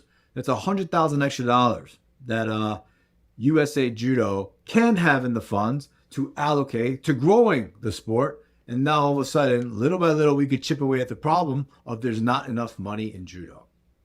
And that's sort of my idea, right? So if you're listening, if you're a judo player, sign up for a USA Judo membership. And then if you are a dojo owner, let's try to encourage our athletes to sign up for USA Judo memberships, even if they aren't competitors. They give out rank, they give out certification, they do all these services. And yes, I know it's not perfect. I'm so frustrated because I took the concussion exam and then I got the concussion certificate and it didn't register that I did the thing. So now my membership is lapsed. It's very annoying, but we still have to do our part. Let's give to them first. Let's give to USA Judo first. Let's grow their bank account and let's see what they could do with that money to grow this thing. With $100,000 extra dollars just from 1,000 extra members, they could potentially use that money to do certain things with, and that may be able to be allocated to the high performance fund, and that may send 2 more kids to the Olympics, maybe, right? Because it takes all these tournaments to qualify, do this, that, gain experience. They send the junior team to Spain. I think Max said he donated 20 grand. He paid 20 grand out of pocket to sort of pay the hotel, pay the travel costs, buy them gear. Out of his own pocket, he did this. So if we had that money in the USA Judo account, maybe they could do a little bit more for these young athletes. Now we have a great team, I'm telling you. I was just at the Guadalajara Grand Prix, and Semenenko did good. Lyubomirsky did good. Yang looked sharp.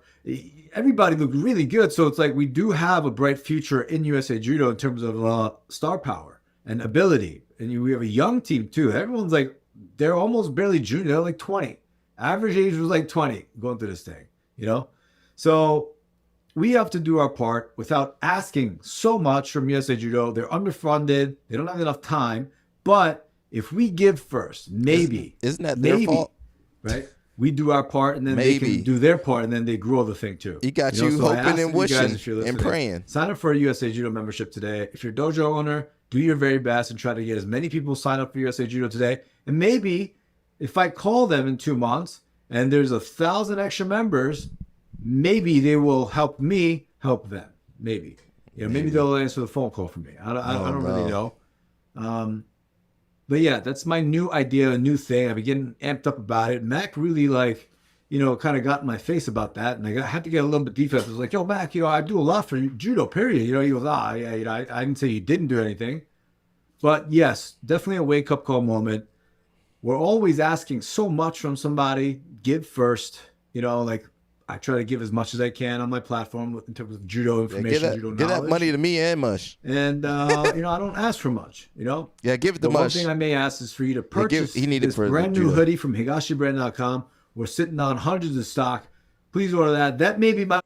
All I heard was I hope and maybe. I heard maybe. How many times did he say maybe? Maybe ain't good enough, bro. I'm sorry. What is USA Judo doing for the average person? This is America. What are you doing for us? We don't just give money for nothing. What are they doing? Where's the money going? He said it might go to the performance of the athletes. Yeah, where's that money going? How's it being used? They might just squander that money. Imagine you raise all this money and USA Judo still sorry. I'll be upset. Wasted your $100? They ain't wasting my $100.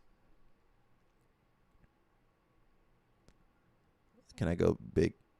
Hopefully nothing crashes, bro. Look like you want to crash. You want to crash? Overload it, blah, blah, blah. It always overloaded. I don't know how much time we got. I think I'm pretty good, though. Yeah, I don't know, man. I heard a lot of maybes. I didn't hear anything for certain. Yeah, just give the money to Mush. I'd rather give Mush the money. They need money from the IOC, but the IOC won't give them money because they're not getting results, and they don't get results. Why? So they got to resort to charity and memberships. Why don't they get the results? Because of their own doing. Vicious cycle there. Vicious cycle. We know IOC corrupt. Oh, Balea just posted something. Oh, shoot. We're supposed to watch Balea's video. Oh, yeah, let's go check over for Balea. I just don't know, Yeah, judo got everything going against it over here in this country. Now you pop over the ocean, you go over to France, they doing good over there. They still don't have a 2028 Olympic qualification criteria. They have to come up with that for themselves, or who comes up with that? USA Judo comes up with the criteria for who they can. They don't even have a trials, do they? It seems super hard to even qualify for the Olympics in judo. Like, I guess you guys don't know. Well, wrestling, you just win the qualifier. That's it. You win the qualifier. You're on the Olympic team. You good. Oh, you got second place. You're an alternate. Okay, good. They be having the wrestlers be on talk shows, everything, sponsorships. What is judo doing, bro? We just gonna give our money to Mush. I want to see judo do well, but I don't know. Let's go pop over to see what it's a little. I know it's lagging. It's lagging, guys. I can't help it. Computer's overheating. Well, it is in the sun. Give me 1 second. Balea just sent me a message. Ricardo Amadali to the podium. Hey, nice, bro. Hey, let me go back. How do I go back? Where's my emoji? So Balea just, Balea can't tell us nothing, but he come in earlier. He came into the live stream earlier. It's like, man, Pato, we got the match for Pato. Where's the wild face at? I don't see it.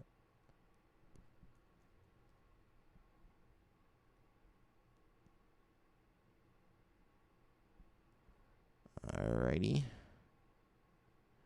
You guys know I got one screen. I can't see nothing. What Mush says, USA Judo can because they have automatic slots because they're hosting. Oh, so that's awesome. So somebody going to the Olympics, they got no excuse. Got no excuse. They're waiting for the IJF? Okay. They got no excuses, though. That's the point. It's like you have to buy your way into the Olympics. Yeah. You need a bag. Yeah. Well, they just dropped $20K for what was the World Championships or whatever tournament the kids went to in Paris or Spain, wherever they said. Send message to the Olympics, only $50,000, or send much to the Olympics, only $50,000. So we guys can see there, Pato's going to be facing off against. Is that DeAndre Corby? Okay, rematch. You do know they had a match. I did not watch it. It was on Zapatero. So we'll see. I mean, Josiah has not been on. I would not bet with Josiah on that one, everybody. Even though Corby did win the last time. He did win. Not by submission, though. I know AOJ they research Corby at this point. I'm going Pato. AOJ, oh, you lost? Pato lost? They're gonna scope everything out. Hopefully. So we'll see. All right, I think that's good, everybody. How much time is left? You know, I try to do 3 hours. I mean, who else doing 3 hours? Who else doing? There's some other people that live stream jiu-jitsu, though. No. Owen messed up because he was talking too much trash. Anybody could have said that. Owen messed himself up. He probably should have won. Owen should have won that match. He messed himself up talking too much trash.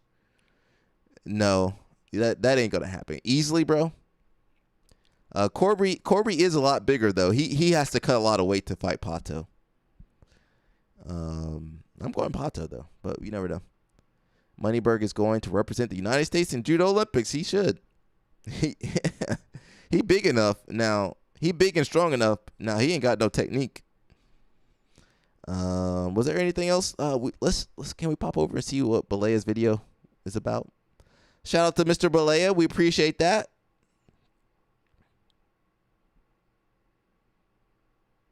Someone says Keith Krikorian versus the estate of Derek Moneyberg. Oh, shoot. I don't want you to see my live stream. I don't know how much time is left on here.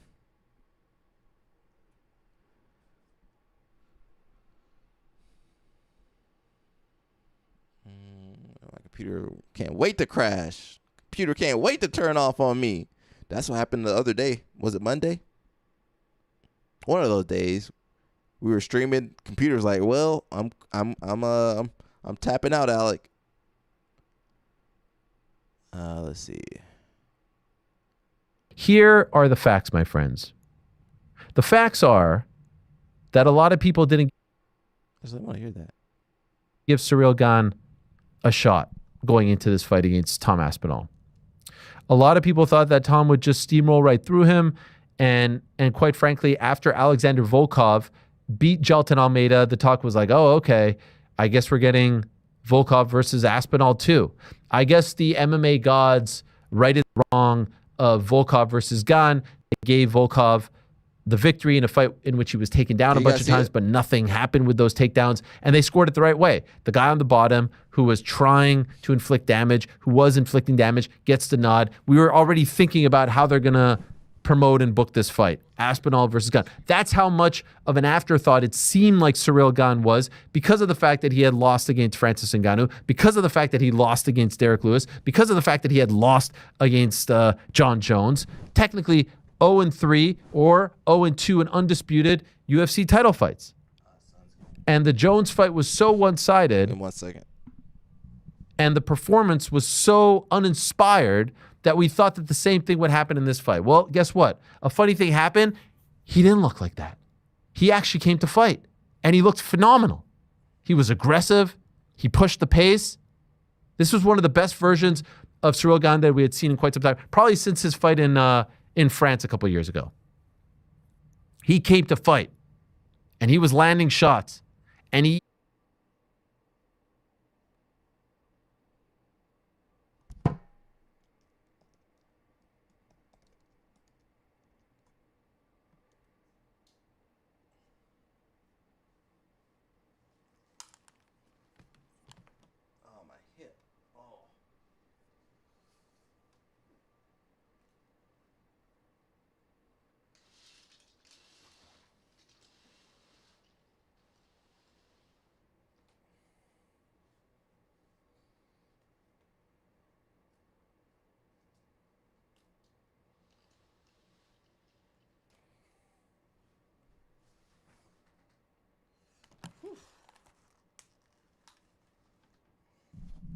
All right, we back. Computer was overheating, man.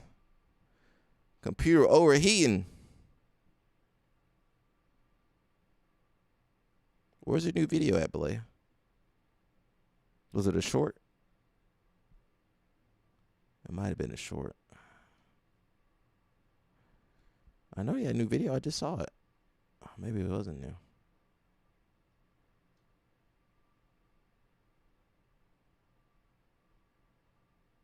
Oh, I guess not. Belay, I thought he had a new video.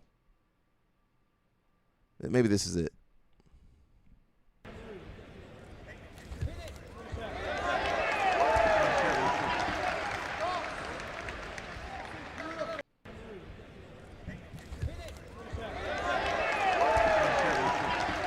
Was that it? Oh, I thought it was a real video.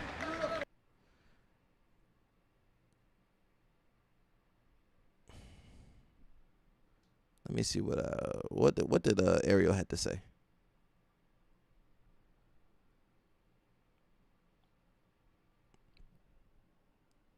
Here are the facts, my friends. The facts are that a lot of people didn't give Ciryl Gane a shot. The best versions of Ciryl Gane that we had seen in quite some time, probably since his fight in France a couple years ago. He came to fight, and he was landing shots, and he even bloodied Tom Aspinall. It seemed like he busted his nose.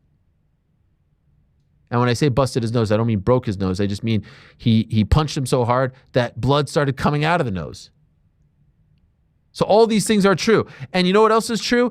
If the fight would have ended at the 4-minute and 35-second mark, he probably wins that round. We don't know because it didn't go the full 5 minutes, so we never got scorecards. But I would imagine most judges are giving him that round because of the damage inflicted.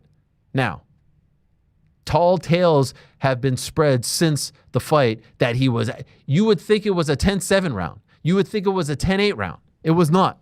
In fact, the stats were actually pretty damn close. In case you're wondering, Tom Aspinall landed 27 of 39 total strikes. Ciryl Gane landed 30 of 40. Now, not all strikes are created equal, but I'm just saying it wasn't a 10-8. But there's got to be a winner, and I thought Ciryl was on his way to winning that round. So all these things are facts. You know what's another fact? With 3 minutes and 11 seconds left, in the first round, Tom Aspinall shot for a takedown. And for the first time in his career, he was unsuccessful. Do we think that this moment had anything to do with that unsuccessful takedown?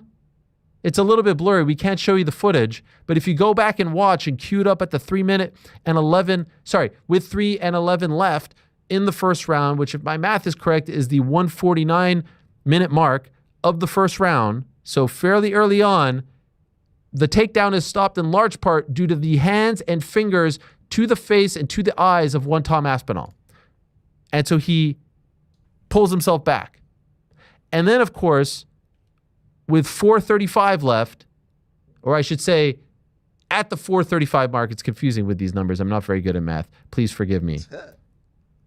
At the 4:35 mark, it is very clear that multiple fingers are going into both eyes. It is a Three Stooges moment. Look at that. That's knuckle deep. The index finger is knuckle deep. And so what then transpires is a scene in which Tom Aspinall repeatedly says, I can't continue. I can't fight. I can't see. He's saying this in so many ways. The main thing is, I can't see, I can't see, I can't see, which is which are the words that lead to a referee saying the fight has to be stopped. You could see the frustration, you could see the disappointment on both men's faces. And you could hear the referee, Jason Herzog, say, I understand it wasn't intentional, but it was a foul, which to me would lead one to believe that he was going to take away a point. He's telling him, hey, I'm not gonna like disqualify you or anything on the spot here. I know it wasn't intentional, but it was a foul. That would lead, at least I would hope that he would take away a point, because it happened earlier and it was so severe this second time. It never even gets to that moment. The doctor in the cage is heard saying, yeah, the eye is fine. My interpretation of that was that the eye wasn't hanging out of the socket. That's what he meant. How could he really tell what's going on inside? He's not, holding some sort of X-ray goggles. He's not wearing some sort of contraption that's allowing him to see into the cornea or retina. But of course, people have spun that into like, yeah, he's good to go. And so here's Tom Aspinall, who has been waiting to fight since July of 2024. A year and 3 months, 15 months total. Here's Tom Aspinall that has fought them all, that was begging to fight them all, that wanted to fight John Jones, that would have fought Francis Ngannou, that would have fought all of them. Here's Tom Aspinall being called a quitter. Here's Tom Aspinall having his heart questioned, having his integrity questioned. We talked about going into this fight, how obviously after everything that transpired over the past year, it would have been an absolute nightmare if he would have lost, right? The pressure, the Jones talk, all that stuff.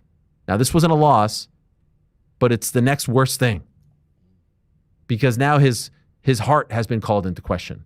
His integrity has been called into question. He's being called a coward, a quitter. Why? Because he got poked in the eyes. Why? Because he refused to fight blind.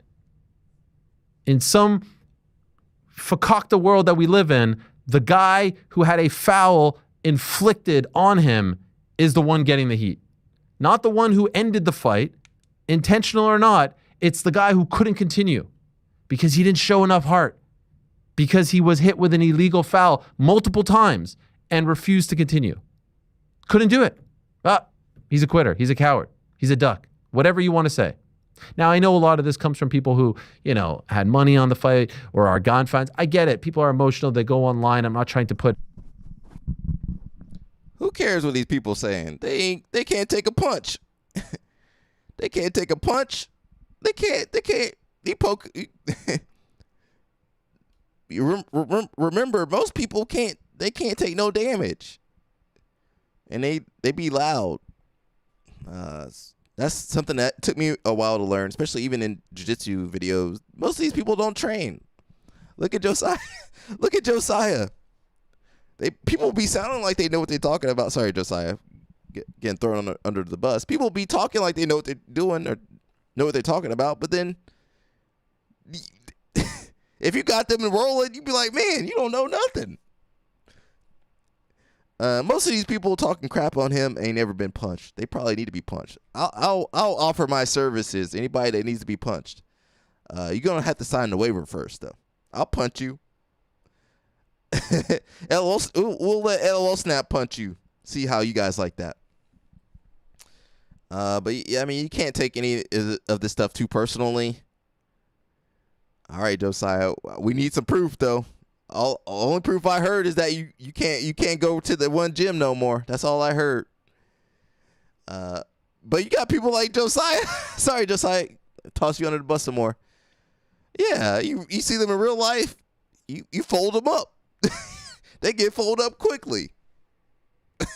Been talking all that stuff. They get folded up quickly.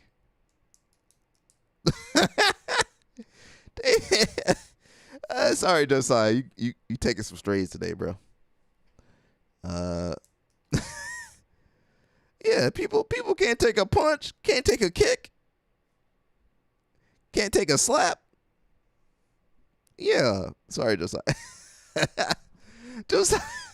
Josiah taking strays left and right. He said, "Excuse me, I trained." All right, Josiah. Where the proof at? Put the footage up, Josiah. Put the training.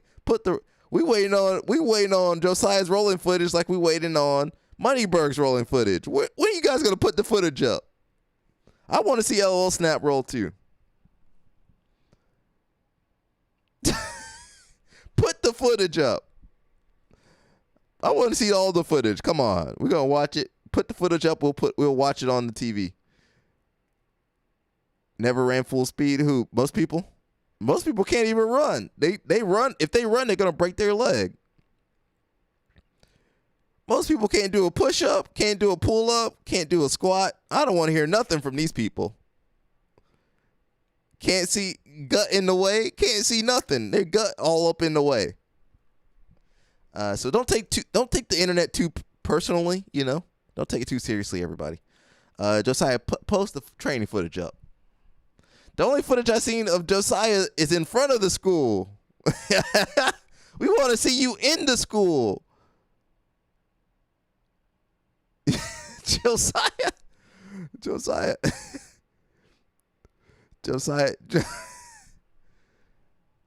Yeah, you did a lot, Josiah.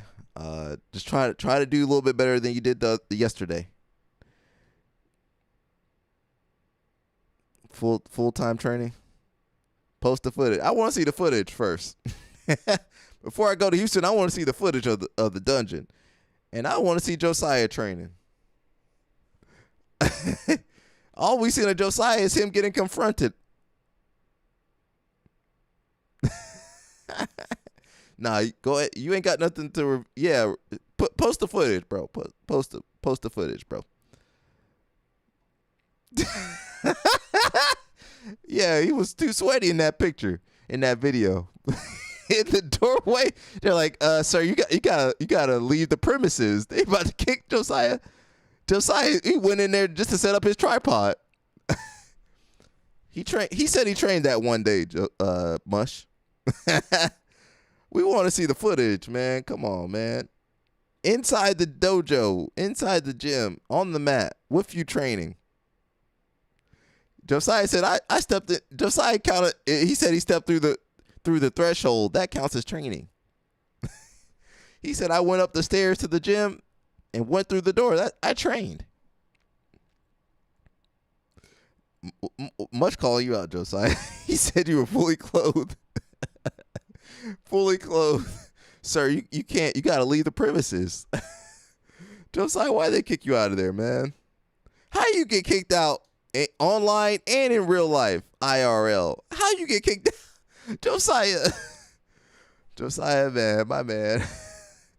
Don't try to change the subject. I think that's it, man. We should be live tomorrow about the same time. Josiah said he trained. We know you trained that one time. We want to see you train, present tense. I am training. That's what we want to hear you say. I am training. I don't want your past tense. We should be back on tomorrow. You were in the gi that day. But isn't that a Lucha Libre school? I didn't think they did gi in Lucha Libre. Okay, I'm not trying to poke holes in your story too much. We should be back on tomorrow.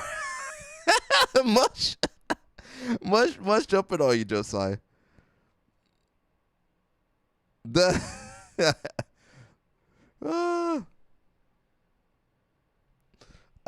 LO Snap. LO Snap got hit in real life too. Hey, we don't believe you, Josiah. LO Snap to coach them kids. Yeah, that's good for you, man. Some of them might be your kids in that class, for all we know. Again, we should be back tomorrow. Yeah, Friday. I'm not sure if I can stream on Friday.